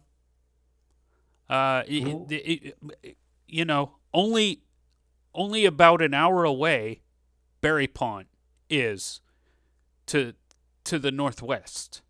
Well, then maybe we should just tell Berry Pond, and then It's go to not the just tree. like I don't know what's going on in the north side of the quad or what's going on in the south side of the Nook, but I do know that if we don't do anything about this, they're going to start pouring into all the surrounding area of Berry Pond, and that would eventually go to Maurice's Reach, and that eventually get to you guys. So we need to, we should probably hold them here. All right. Mhm. I mean, Let's. Take care of these I lads. think the idea is Prepare we the need to do barrel. whatever is necessary to fix the damage they did. I'm here like killing them and then going to Berry Pond and getting people in to fix it. Peter's getting ready to fight, but grumbling about, like, how is it that this little settlement of refugees has to serve as the militia for multiple towns? Yeah, what happened to those Vargas Knights that patrol about? Yeah, so you guys know that there are riots in Maurice's Reach. That's probably taking some of Vargas's militia. You also know that Anna Rivercob, Lady Anna Rivercob, who you guys saved, had one arm. Mhm. She only had one arm. Her garrison was wiped out. By these things, right? Yes, and so that Okay. pretty much leaves Otis Rivercob. Nurton's forces were destroyed in the process. And yeah, that's, I mean, of what you know, which is Dugny. You did learn that Nurton's lord was Dugny. Haven't met him. You know that he's somewhere in Berrypont, but you guys haven't met him. But yeah, his forces were wiped out. Another noble's forces were. So you basically have Otis Rivercob trying to, and he's also the Lord Protectorate, trying to maintain some kind of order throughout the Quad, his region, and also try to, set up some kind of defense against the undead. Basically, yeah, everyone's stretched thin is the idea you're getting. Okay, so let's yeah, we're gonna have to take these out, otherwise there's not, can't let them gain any more land. All right, Mhm. let's snuff them here then. Yeah, so I'm posted back here with my bow and arrow, and I'll do ranged attacks and I think we should focus our attacks on these leader skeletons, because I bet they are the brains of the bunch. We have seen the smaller skeletons are aimless without the leader skeletons. They don't die, but they don't have a goal. I will give everybody but Sauce Boy a chance to roll wisdom because of the last encounter. This was something that you were all present for, except for Cedric. I got a 7. My wisdom is 14.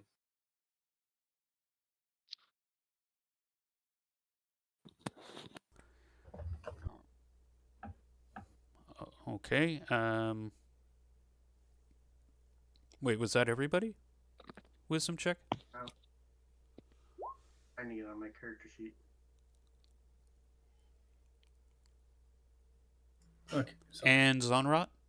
Wisdom check? wisdom save. Okay, Wisdom check. Okay. Yep. You remember. I would say Pedor remembers, but also Pedor, you said that your last time that you were under the belief that it was when you started flying and throwing rocks, you chased them all away. That I was mean, your mistaken belief. But now that you're thinking yeah. back on it, you're like, wait, after the leaders were killed, Yeah. the knight was able to turn them away. She didn't even attempt to do it until the leader died. Uh-huh. so focus the leaders, and we should be fine. Cedric, could you use that invisibility to try to get a good sneak attack in? We can Sounds like a back good you up idea once to me. Yeah, go we can get gank as one of close as those. possible and You back like, you up once it hits the I'm fan. gonna come to here and try and stay hidden. Out of sight. Use the palisades to avoid being in sight. Wait, Alright. who was hiding behind the palisade? Look like Guilford. Guilford the Grand. That is Pedor's shovel. No, I thought I'm the little character with the running character with the sack. No, that is Guilford the Grand. Guilford the Grand is the guy running with the sack, and then just the sack is Cedric. Just me. Yeah. Okay. I'm the arrow. That's an arrow. So yes, guys. So here are the rules. Remember on hiding. If you guys are hidden behind a wall, there's no chance of them ever seeing you. But if you wanted to say move silently or hide in shadows, One, you can kind of see where the shadows are on the map to make those checks. Halflings have special hide in bushes ability. So yeah, I'll leave it up to you guys as to how you set up the fight. Just know that the rest of your party, the paladin with armor and the orc and Orntish aren't the most quiet. Yeah, I think Cedric should should go invisible and try to gank a leader. That So seems go, like a good plan. I'll do go that. have our heavy hitter NPCs on like this wall. Okay, so you want them like here. They in the for the moment or for the sake of being quiet, they tether the horses like on a sapling over there.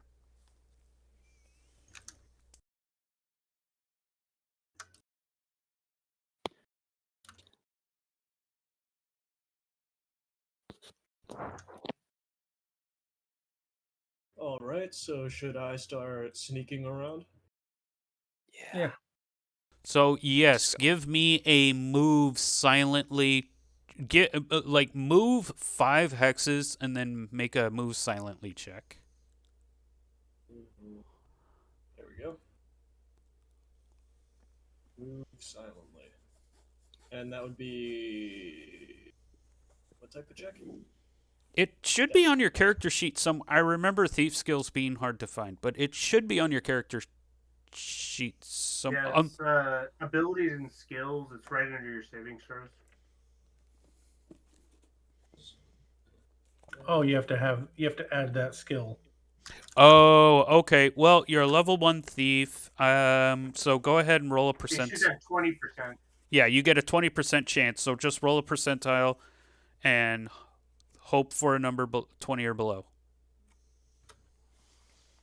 Wait, 20% success or 20% fail? 20% success. Okay. Fuck. Well, no, No. you're not entirely screwed because I am basically in that fact means invisible. you're not only invisible, but now all that means because you failed your move silently, these NPC slash monsters have the opportunity to hear you if they do. Mm-hmm. So I am rolling for that right now.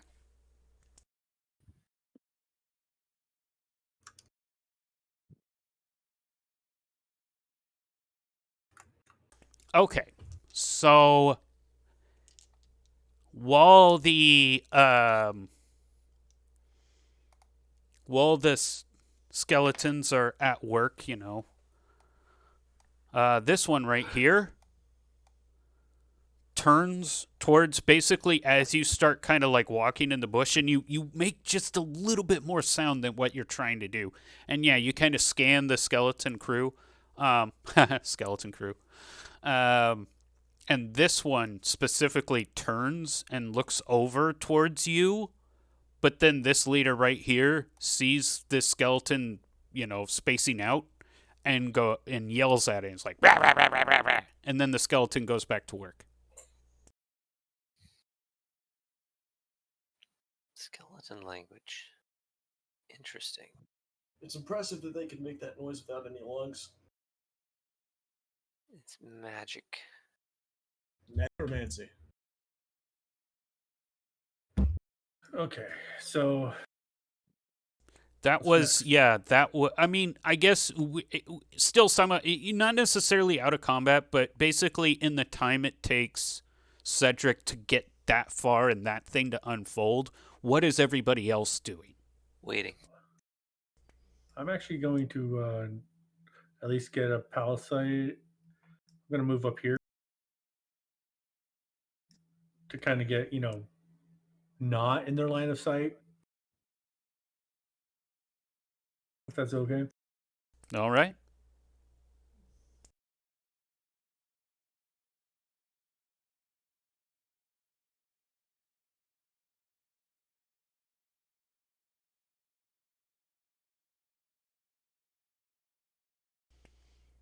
Okay, so Peter, are you like I'm, do you I'm have just a standing there, pretty ranged weapon? nervous.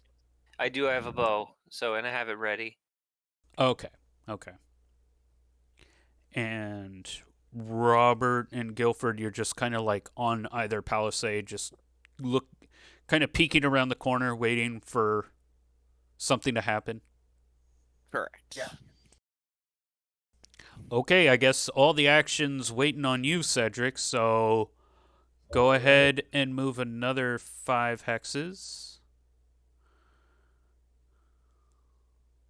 I'm gonna bash this guy with my sword if I successfully sneak up. Yes, I would say you do. Okay. I'm going to hit him with a large stick. What? It is Okay. called a sword. Oh. I was about to say, I don't think we warned it. I'm peeping around the corner watching this, and I'm like, oh shoot, we forgot to warn him. So add +4 to your attack and give me an attack roll. Okay, with a club, right? Sword or huh? If you're hitting him with a stick, then it's like a one-time use club. Okay. Don't do that. I'm just gonna go with my sword.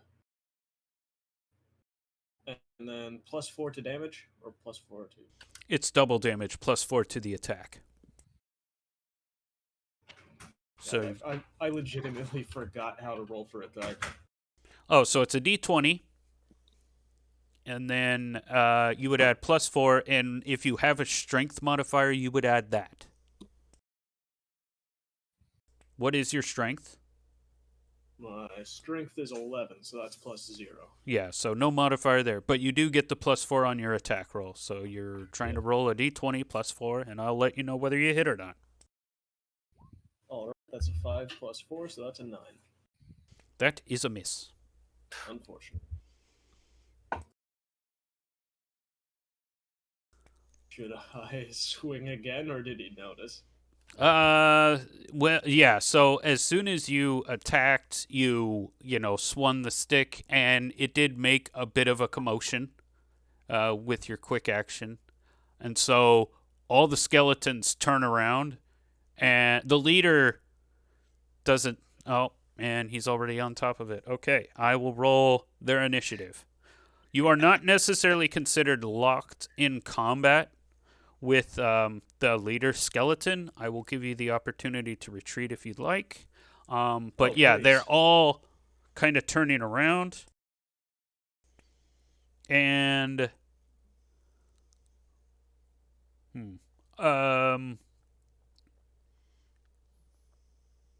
okay, Peter, it was a tie, so Well, my initiative is actually gets a +2 on top of my roll, so I got a 6.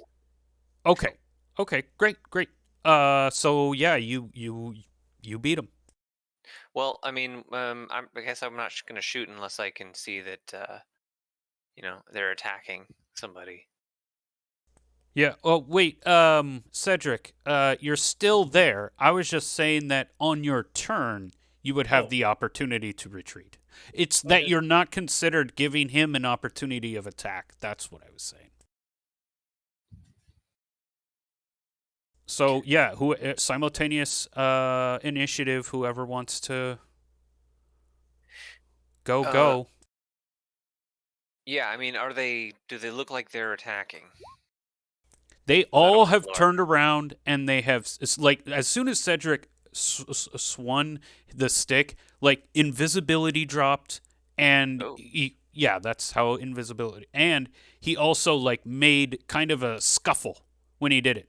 So all the skeletons turn around and see him. All right. Well, yeah. Okay. In that case, I'm shooting my bow at the skeleton that the skeleton commander that Cedric was trying to spoof. And guys, we roll team initiative. Everybody goes at the same time. oh,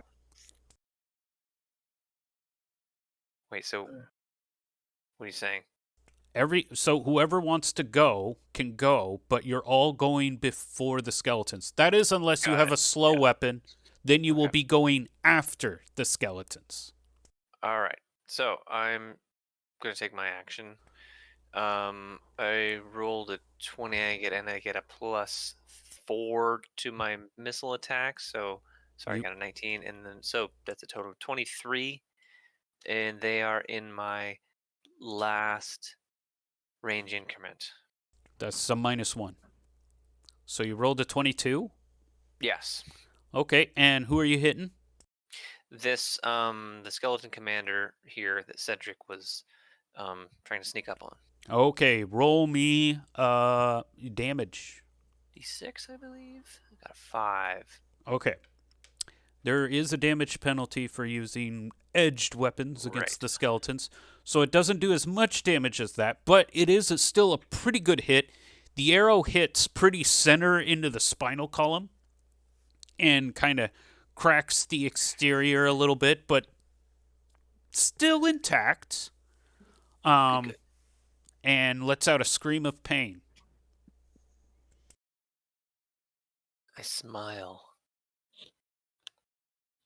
Anybody else who wants to go, as long as you're not have a slow weapon. Um, Oh, I didn't make a Can I token attack? for Jonathan Fairlight. Just know that he's between the horses, like cheering you guys on. You can do it. Thanks, Jonathan. Can I make an attack and then run away?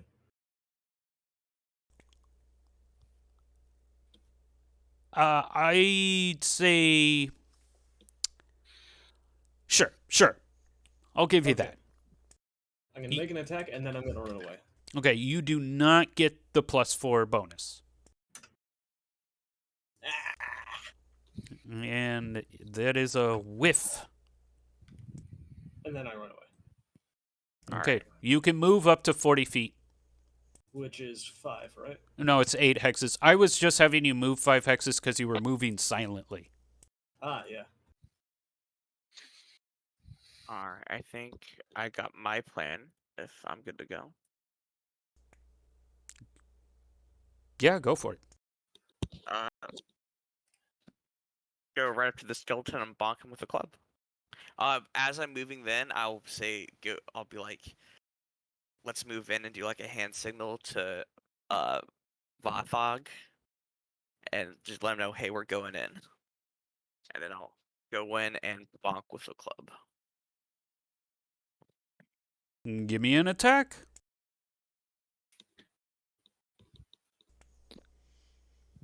And that is a destruction.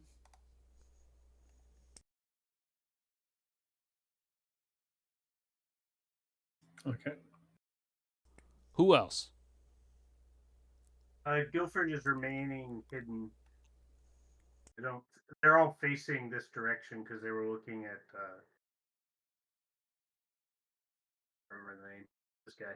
Cedric. So I can't backstab them. I'm guessing. No, well, I mean, you'd have to kind of approach them at a different angle to do that, yes. Right. So I'm gonna wait until they're better positioned for me to get away with backstab.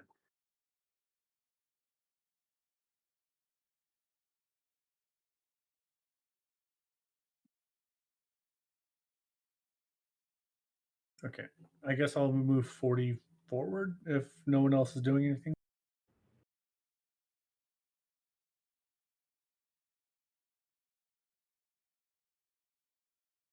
So about right there. I don't really have a way to attack them. You can throw rocks. Or grab a large stick. I can't wield sticks. Oh. I throw. Wait, can I actually hit one of them from here? It's 20 feet, 40 feet, 60 feet. Okay. I guess 40 So feet. fast So route. it's just going to be a d20, and then I don't have a dex modifier. Yeah, yeah. And that is a miss. And that's my turn.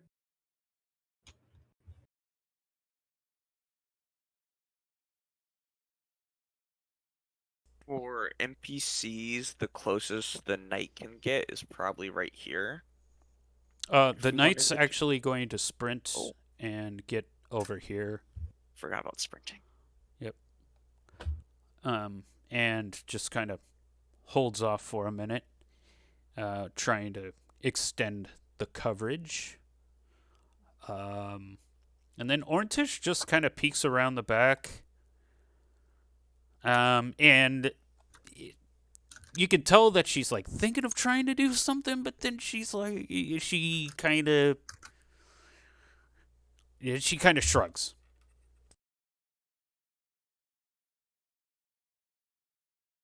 Dang, getting cold feet.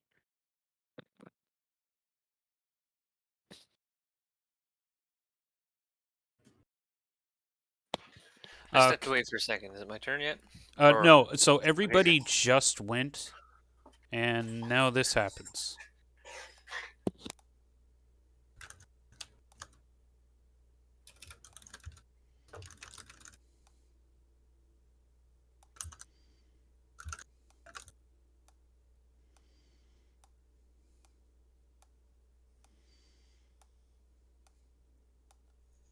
They're kind of coalescing, and there was that initial attack from the side, but Cedric kind of dashed out of there, and they've turned their attention towards the front, and are lining up with you guys. So we'll go attack on Vothic. Miss. Attack on Robert Shieldheart. Hit. Take 2 damage. Taking 2. Next hit on Robert Shieldheart hits. Take 4 damage. Ooh, that's a nasty one. First hit misses the Quiet Knight. And the second one misses the Quiet Knight.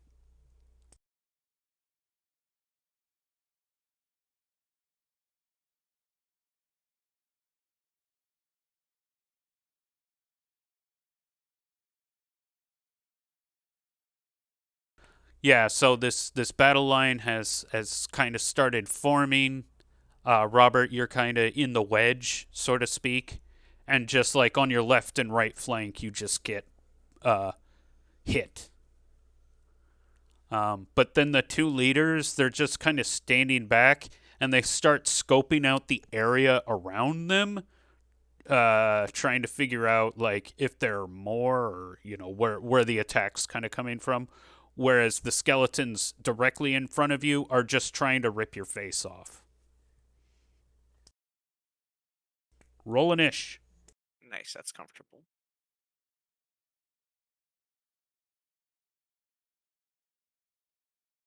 I guess I can do this in ish. Oh, nice. That's a good dish.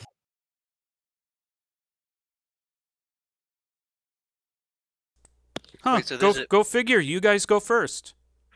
Wait, you have to roll initiative every turn, so there's a chance that like the enemies could go twice in a row. Yeah. Yeah. Yep. Oh man.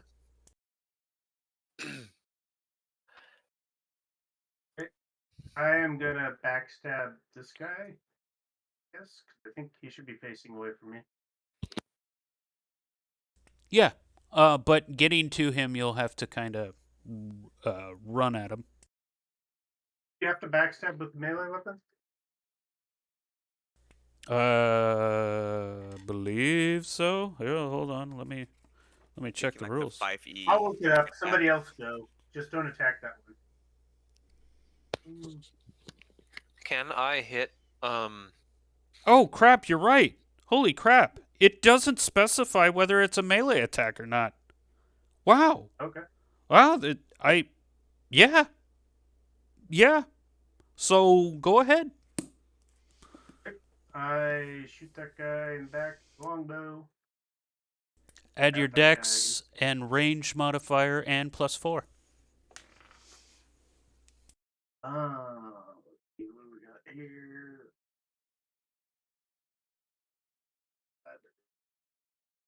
7. Wow. And dang. Yes. So that is a miss. Okay. And we'll duck back behind the wall. I'm done. Can I, with these, even with these bodies in the way, can I shoot this skeleton commander that I shot at last time? Yes, I will say that you can give, but you're at a -1 penalty. You're trying to thread the needle, so to speak. I see. Okay. Well, then I'm gonna do that. I'll shoot at him, and instead of a +4, it's a +3. Oh my God! I rolled a 1. Well, 1 just means you always miss. So Okay. you, you shoot, and it's just way too wide, and it doesn't even get anywhere near him. Okay. Okay, I'm going to move forward. Or anyone else want to go? I'm just gonna bonk the guy in front of me.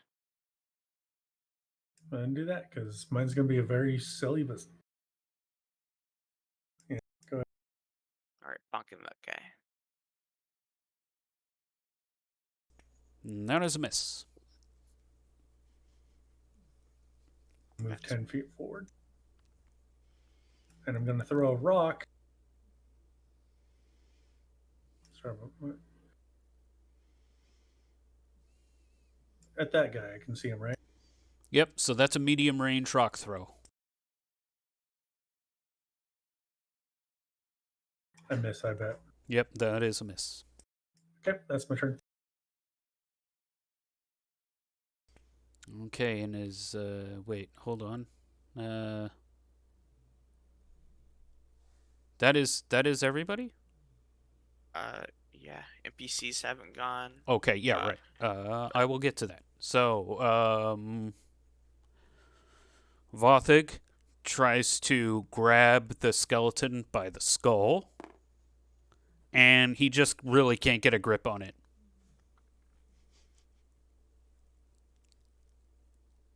The Knight of the Moonglum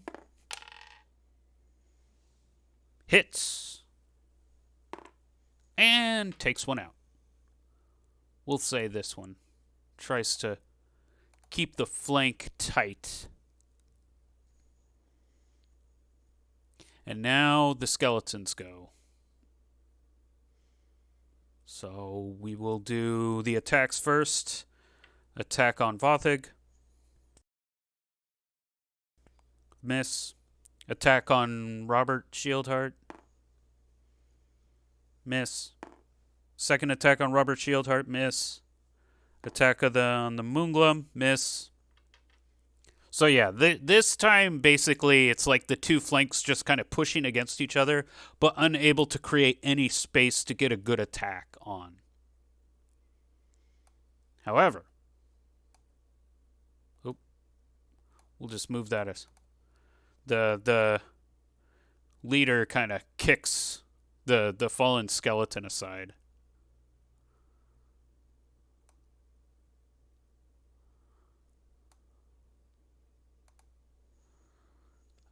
This leader looks down, looks all around, and then sees you, Cedric, looks in your direction after kind of looking around.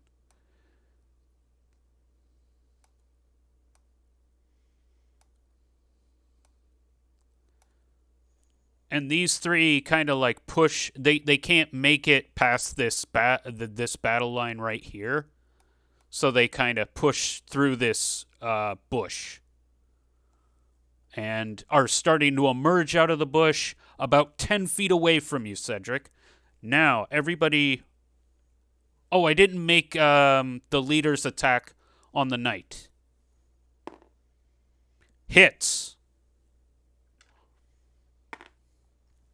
And so the leader with the hammer and sword is able to get past the Knight of the Moonglum's shield and stabs her right in the shoulder deeply.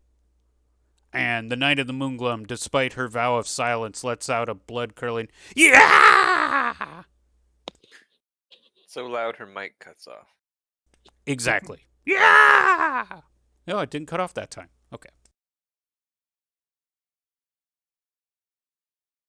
Okay. So roll an ish. It has to be someone new, right? Yep, it has to be a different person. So Peter rolled, and Zonrot rolled, right? No. Robert rolled. So yeah, anybody else besides those two? We go last. Yes, you go last. Okay. So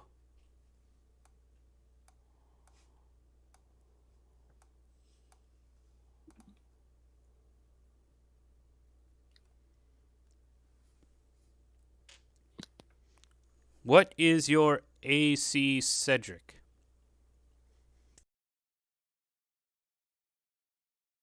Sorry, just realized I was muted. My AC is. Let me check really quick. Did anybody put on the Gambison? You're on the We what? had a Gambison. There was a magical Plus one Gambison. Oh other. yes. My AC is 15. Okay. Mm-hmm.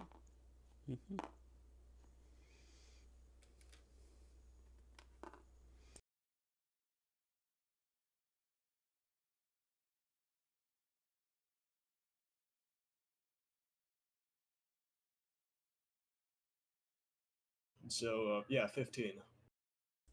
Okay, I'm just calculating stuff here.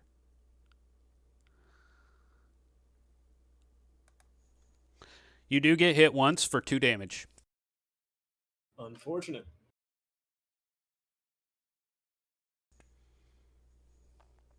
And the other attacks. Vothig miss. Robert miss. Robert miss. Knight hit. Knight miss. So the knight takes yet another hit from the skeleton this time, and it's actually a pretty solid hit too. The Knight of the Moonglum is looking like not necessarily on her last leg, but you know, where she got stabbed, there's like a big red splash that's like soaking into her purple tabard. And then, like, where she got swiped on the other side by her torso, like, that's already starting to stain red with blood. Like, she looks pretty battle worn at this point. Everybody's initiative. Your guys' turn. Can I move 8 hexes and then shoot? Yes. Okay. And just to clarify, is this skeleton commander that's moved into the shadows? Is that the one I was shooting at? No, that's the one that's hitting Okay. the knight right now. Yeah. The one that's hitting the knight is the one I was shooting at. Yes. Okay, that's good news. In that case, he's right in my field of view. I'm gonna shoot at him, and he's in my middle range increment. All right. Got a 12, 34, 16 is my total. Roll for damage. Okay. Somebody saying something? I got a 4 for damage. Okay. So after taking a few arrows from you,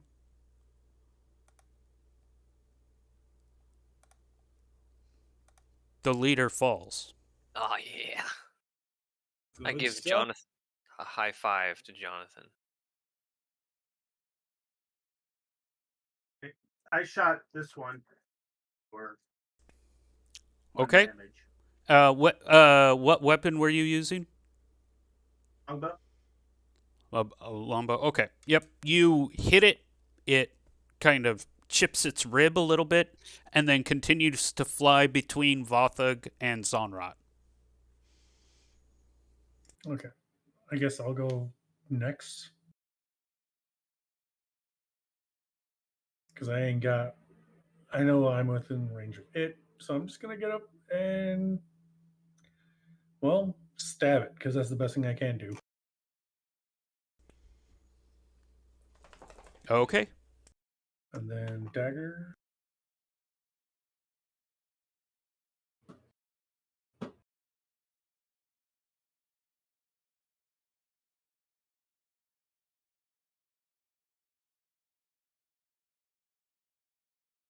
I take it the 10 does not hit. A 10 does not hit.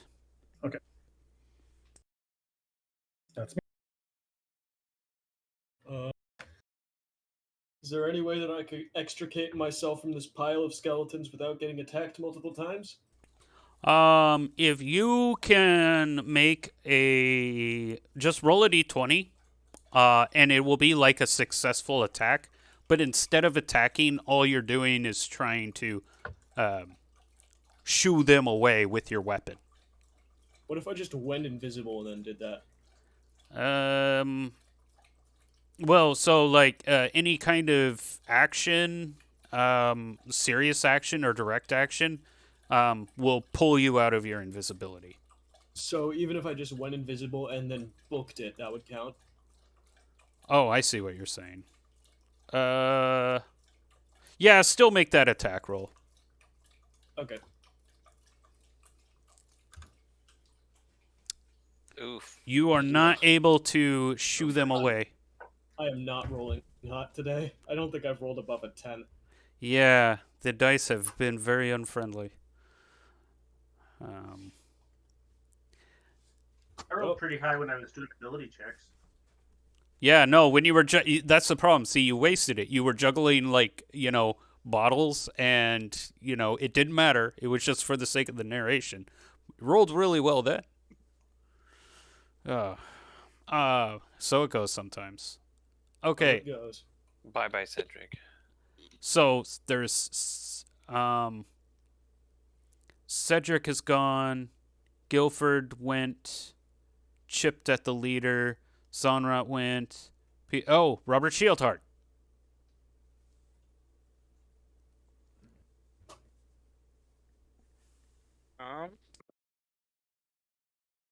Yeah, classic. Beat him with a club. Classic. Oh, not classic. Beat him with a club. And that is a miss. So Orntish looks around pensively, kind of realizing that you guys are in danger. I'm shouting at her to freaking attack already. She waves her hand, and like a series of glowing balls, kind of like when she had her light. It's very similar. A will-o-wisp is a very apt description. And she sends them out, and they kind of seem to fly out in random directions. And then I'm just going to roll randomly to see who gets hit. Because she's kind of panicking a little bit. Uh-huh.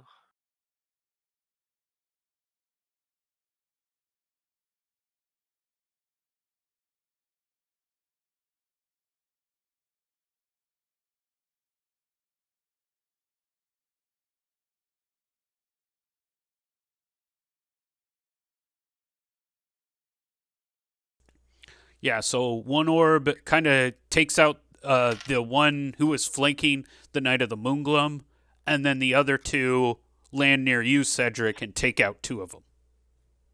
Oh. And then Knight of the Moonglum attacks. Misses. Moonglum. And Vothig attacks. He hits. And with his bare fists, he gets a grip on one of the skulls, or the skull of this one over here, and he just crushes it with his bare hands. And now we roll initiative. think I haven't rolled yet. I'll do that. It was under combat.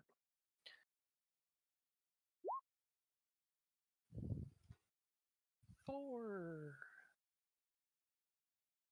Nice and average. You go first. Boy. Boy. Oh. I'm going to shoot the leader again. Okay. Nice. You chip him again.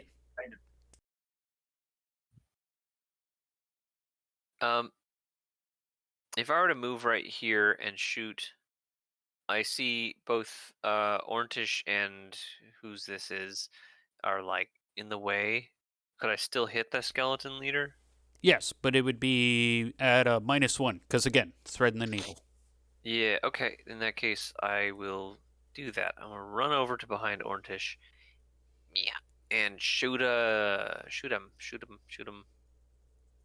Shoot the skeleton commander, and so then I got 13. That is a hit. Yes. And Roll for damage. Got a 6. Okay. You're welcome. So that one cracks a pretty good portion of it, but it's still mostly standing. Well, you just X'd him out. Oh, whoops! I mean- That's not what I meant to do. Oh, He's still mostly standing. dang my mouth. I will try to finish it off with my dagger. You do. Aha! So with your dagger, like it's all cracked, like its ribs and the structure of it is. You just take the knife, you stick it between one of the cracks, and just wedge it apart, and the whole skeleton crumbles. You see, I got the funny bone. Oh. He's got a bone to pick with. Anyway. How are the other skeletons acting now that they don't have leaders? So like the one skeleton on Cedric still wants to rip his face off, and the other two skeletons want to rip Robert's face off. So they don't seem to be stopping that.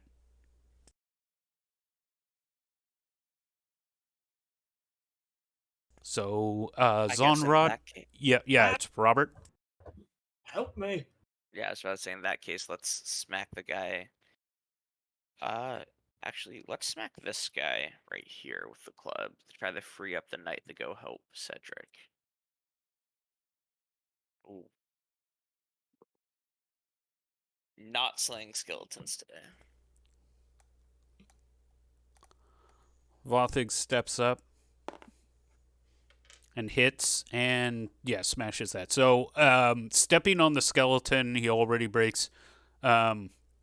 Vothig, after seeing you miss, Vothig kind of side-eyes you, Robert, and then uppercuts the skull right off. Okay, that's kind of cool. Bothig is the boss. He's the CEO. And Bone slaying. the Knight of the Moongloom like backs up and holds out her holy symbol,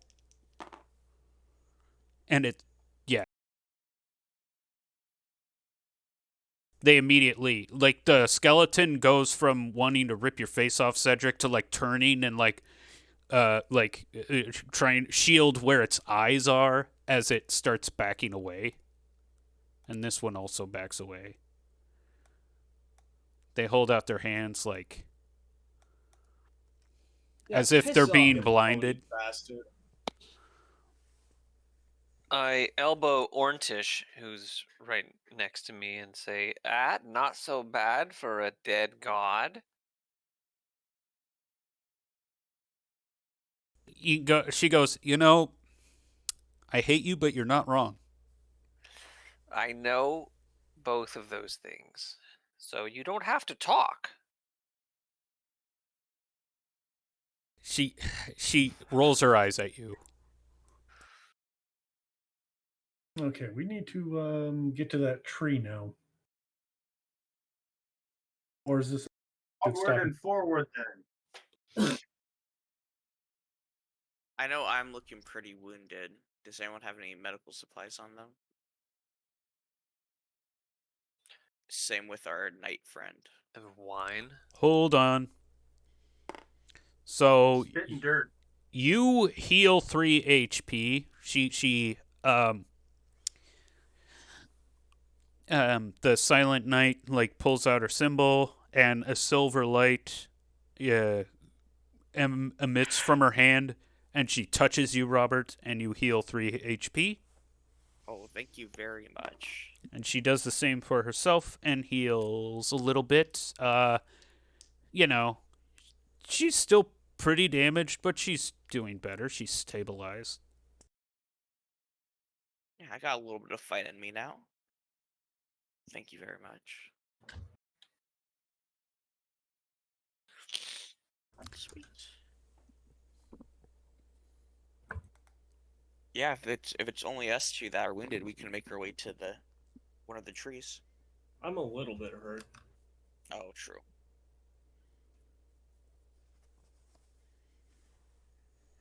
All right.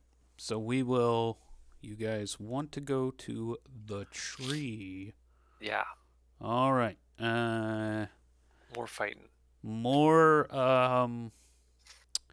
writing. I mean, unless we don't have time, like in the session, because Oh, is it? What time are we it's at? 7:30. 7:37. Ooh, this is. I usually ended in about 20 minutes. Okay. But Ortish does bring up.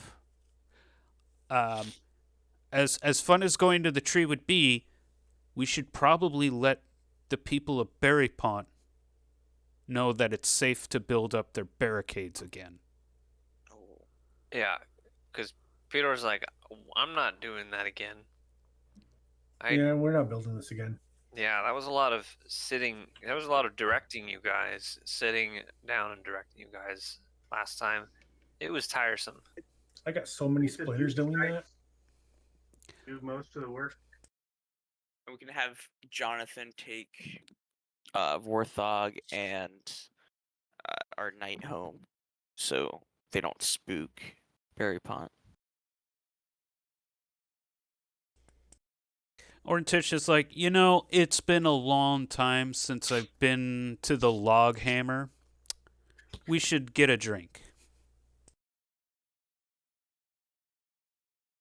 Orntish, usually your ideas are really bad, but not this time. So it takes you Agree. about 30 minutes, 40 minutes to get back to Berrypont.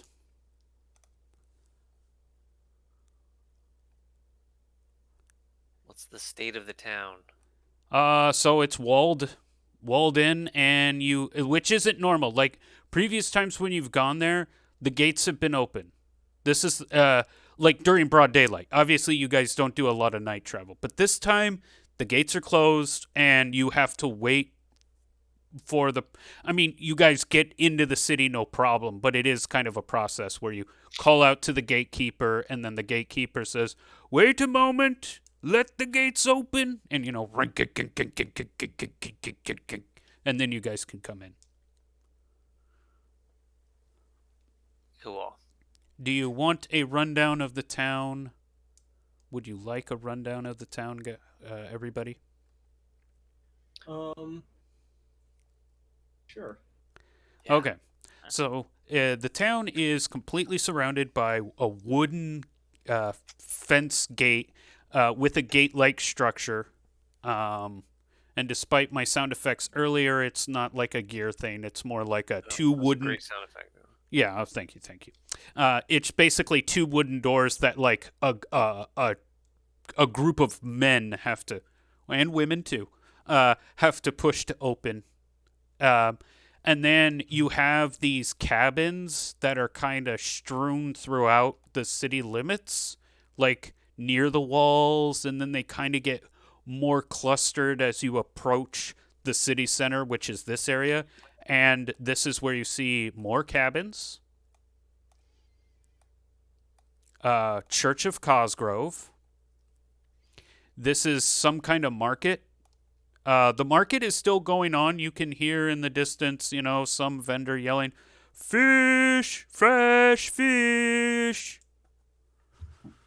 So this area here is kind of a plaza. Oh, Robert, you've been here before, so you know that this is the blacksmith. This is the butcher. This is, this is the bakery. This is the butcher. This is some kind of pawnbroker. This is the hospital.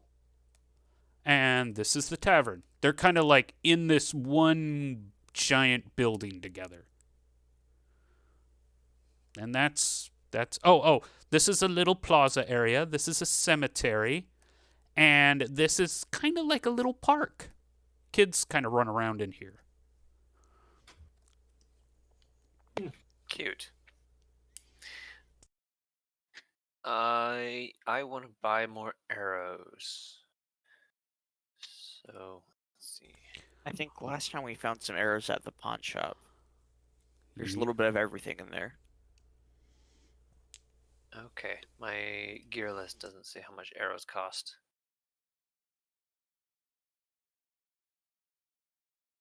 It's priced by the quiver. Let me look that up. Somewhere. Buy a quiver. Yeah, quiver costs about 5 gold. Okay, I'll do it. How many arrows are in there? Oh wait, so you walk into the pawnbrokers? Yeah, yes. Okay.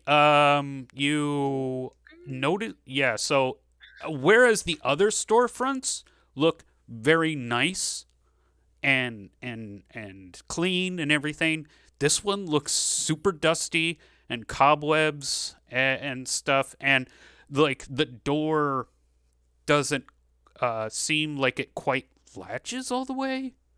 This reminds me of my great aunt's house. You open the door and let me get my there she is. As you enter the building, asleep behind the counter is an old dwarf lady. She has her eyes are closed, but you know somehow that she has brown eyes. Salt and pepper hair. She looks to be about if for a human she would be like in her mid-50s, but she's a dwarf, so she's probably a lot older. She wears a tunic and trousers and wooden sandals that are kind of propped on the table as she's lounging back, snoring. And she's got some maps that she's using as an impromptu blanket. Oh. I slap 5 coins on the table and go, Auntie, give me some arrows. Yeah, what? No, it wasn't me. Huh? That's right, it was me. Oh, customers. She looks at the money and she goes, "Oh, so you already bought it?" No, here it is. Here's the money. You give me arrows in exchange as a basic monetary transaction. Okay. Sounds like a deal. We have some arrows lying around here. How about this? I'll give you twice as much at the same price. Just ignore the stains. The what? Stains? Okay. And so she walks to one. She kind of motions you over to one corner of the store, and there are you notice that there's a sword with blood on it, and just other kind of stuff. There's a battered piece of armor, And she, is pulling stuff out of the pile and eventually pulls out like 2 quivers of arrows. Oh, how many is each in each quiver? I think it's 20 for what's standard for a quiver? 20 sounds 20. about right. Yeah, 20. It's Yeah. 20. Yep. Okay. So All 40 right. arrows for 5 40 more. gold. That's But a deal. yeah, you're like, did she strip these off of a battlefield? That's kind of the feeling you get. I checked to see if they're still stabby and still flyy, and if they are, I'm fine with it. Yeah, they look like they're still in good shape. It seems like she has the sense enough to not try to sell terribly Yeah. damaged goods, but you can tell based on the stains, like there's dirt on them and stuff. It's like this probably belongs to one of the militias. Yeah. Also, she had some maps on her that she was using. I want to see if those maps are any use. If they're of the local area or something. Yes, they are of the Kingdom of Vassith. One of them is. One of them you do kind of recognize because you've been traveling the lands and stuff. And while the other maps don't make much sense to you, the one that is the Kingdom of Vassith does. And because of that, I will now reveal the entirety. Not now, because that's going to Hell yeah. be a while.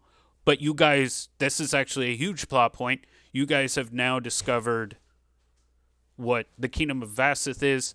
The castle is south of Nurton, Sweet. about 2 miles south of Nurton. And also, while looking at the map, I will say this. Here, we'll go back to the map to kind of talk strategy for a minute. Oh, wait, before you do, how much did that cost the map? What, to look at it? No, I want it. I want to keep it. Oh. Photocopy it. She's like, I couldn't really. It's a family heirloom. 5 gold. No, 20 gold. 15. Roll charisma. Okay. Let's see here. 20 plus my charisma is Oh, what? Yeah, what is your charisma? 11. Oh, okay. No, 20. So my final offer. 15 and 40 arrows. No, we can just do the 20, and I give the 5. That's the difference between the two of us. Okay, so I have no more money. Great. All right. I want the map. Okay, so let's talk strategy here. You guys are looking at the region of Nurton, and basically, I guess I can reveal. I can try to reveal. The good bits here. Ooh. That looks like our last map. Yeah, there's a big mountain down there. So now you guys know where the castle is. You see that? Oh, Yeah, I see yeah. it. It's off the map, boys. Yes, yes.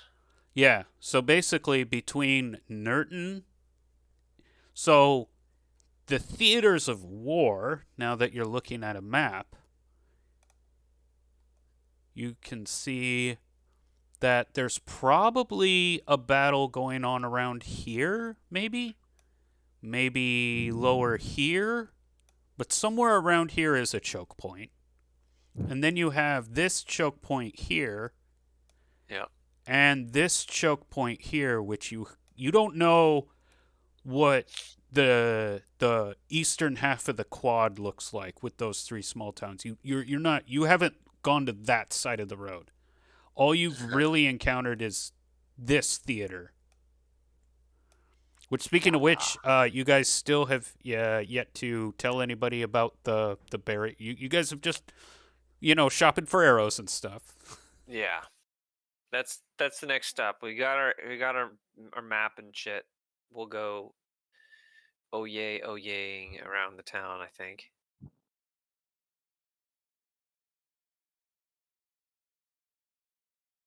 back to Berry Pond.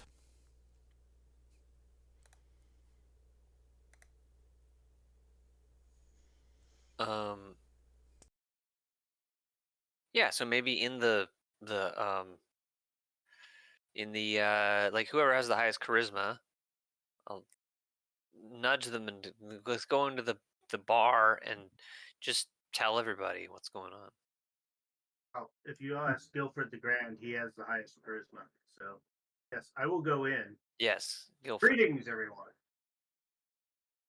Uh, we have desperate need, or you have desperate need. The barricades have been broken down, and we need some stalwart souls that are willing to assist us in repairing it, preferably in our absence.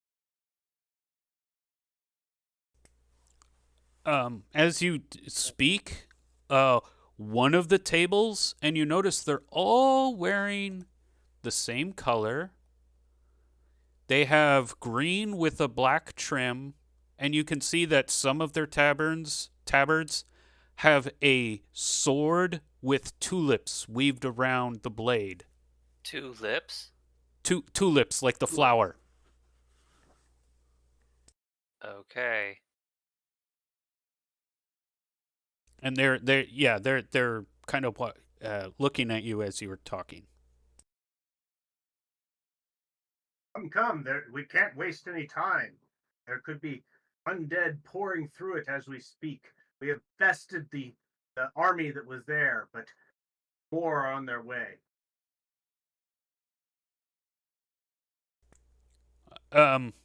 One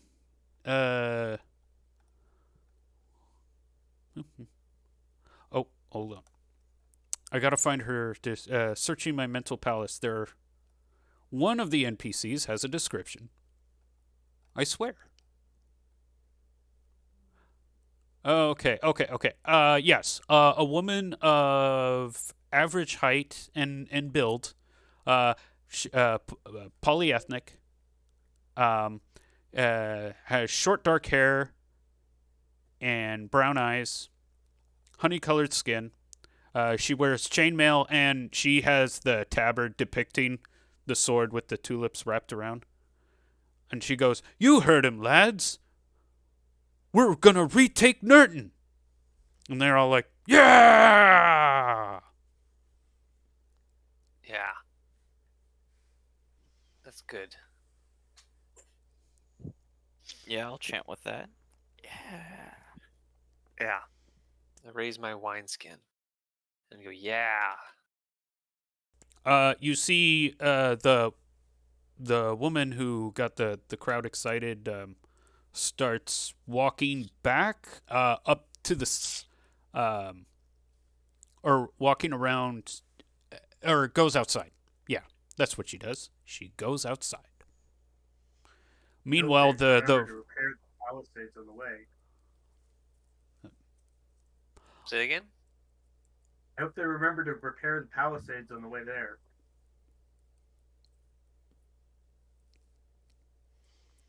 Yeah. I wonder, I wonder, like, walking around town, like, what my estimate of, like, the fighting force here in Berry Pond is. so big? most of the soldiers are on the walls or at the gate. There are some guards that are kind of like wandering around, the merchant district, so to speak. But Yeah. it's not like there's a guard around every corner. Right. So about how many troops? Here, Yeah. there's over 100, I'd say. Okay. That's good for them.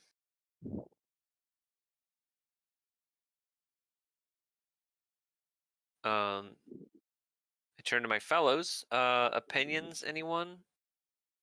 On, like, shall we go or shall we, like, stick around and make sure they actually do something? Why not? We should at least stick around for a drink. Oh yeah. It's a It's good true. decision. At least catch a meal before we go forward. Orntish pulls out a gold ring and says, "Lunch is on me, boys." Well, excellent. I love me a free meal. Did she get that gold ring from our Kraken? Quite possibly, yeah. I nod knowingly and say, "Aha! So you mean it's on our village?" She gives you a stink eye and is like, "Look, don't look a gift horse in the mouth. I'm buying this one. Can we just agree to that?" Okay. Yeah, our town is buying it. That's fine. I'm fine with that.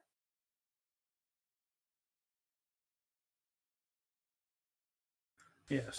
I just look pointedly at my other fellows, as if After to we- say, "You see, you see." I nod knowingly. Like, after we get some food in us, we can go and deal with one of these trees. Indeed, barkeep, your finest rule. Fine as gruel. So there are two of people there, and they're twins. Both appear to be in their mid-40s. They both have uh, brown hair. However, they both have it fashioned differently. One guy has brown hair, short and trimmed, and wears a chaprin, which is a fancy medieval hat, with a tunic and trousers. He also has a waxed mustache and beard. The other twin wears a wool cap and an apron and a gown. His brown hair is oh yeah, they both have blue eyes. But his brown hair is like shaggy. He looks like Cousin It. Like his beard has gone full Grizzly Adams, and his hair is just like completely covering his shoulders and is stuffed under his wool hat. And he goes, when you, Guilford, that was you who said your finest. Mm-hmm. He goes, expect not any better quality from anywhere else in the kingdom of Vassith. And then the other brother says, yes, my brother is right. This is the best bar in all of Vassith, perhaps the continent. I agree with these weird guys.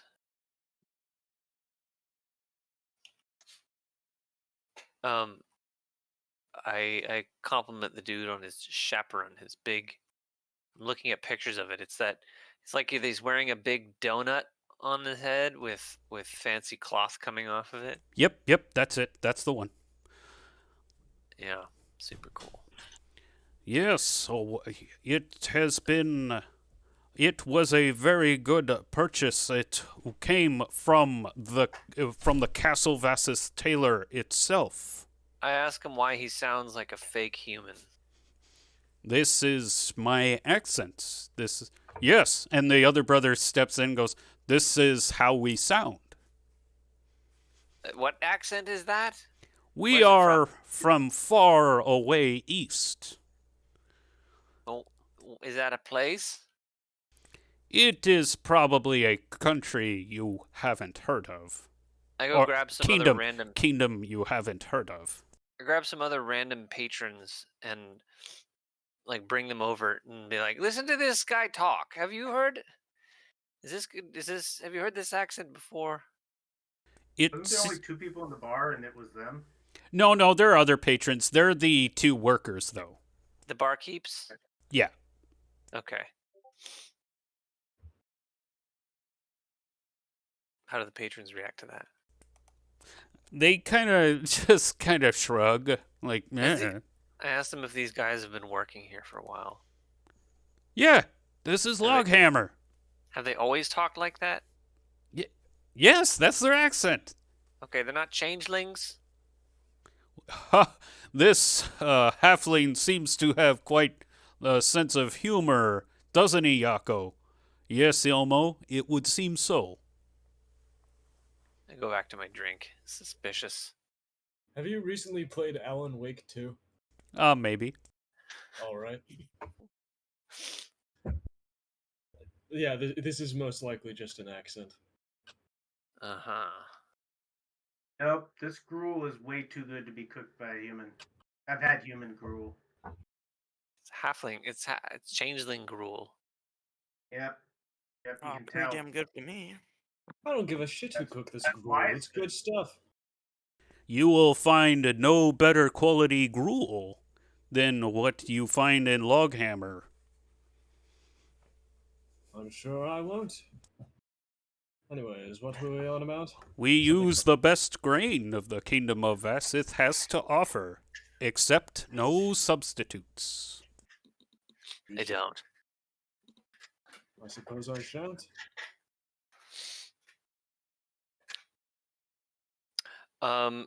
Yeah. So we're drinking with Orntish. Is she what's she like drinking? Oh, she feels completely at home, like in a tavern. Okay. Well, I stretch the limits of the alcohol offered, the payment. I drink as much as I possibly can. It's off of her dime. Okay, give me a Constitution check. Okay. Let's see. 16 is my Constitution. Got an 18. Then What's your roll What's your Constitution? 16. Okay, so you after a day of heavy drinking, or should I say, a day of heavy day drinking, Yeah. you pass out. Okay. Good night. Now, if only you had a spellbook to steal. But you don't. No. How does Ortish secure her spellbook, anyways? But only So when she was casting her spell earlier, I will say that you did spot her. She's got some kind of pouch in her tunic, and she just reaches her hand into her pocket just to touch her spellbook. But you're pretty sure that's where she keeps her spellbook.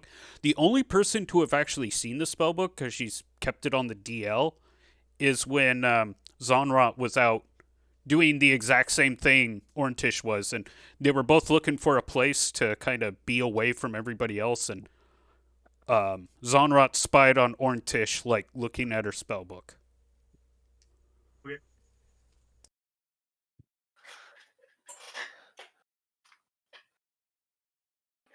Pretty sure it's in that pouch.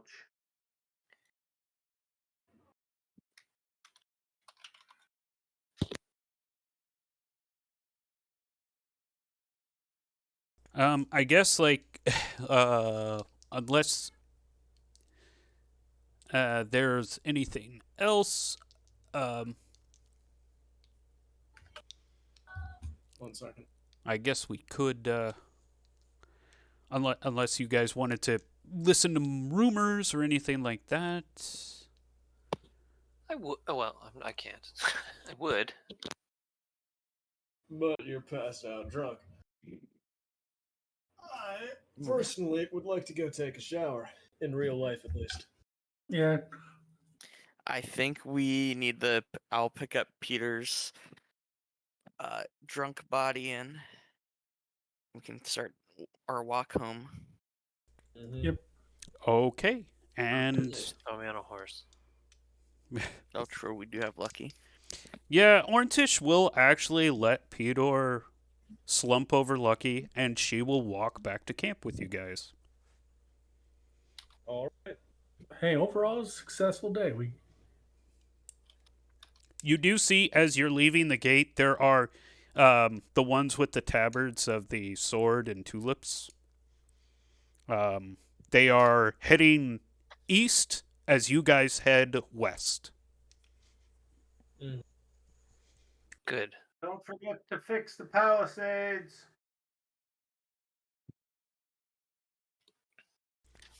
Yeah, you do see that, like, they are preparing a wagon of wood. Like, that's part of, like, there are some of them, like, loading up a wagon. So they are getting started on that project. Quest complete. Okay, and we will end it there. Wanted to thank you all for playing.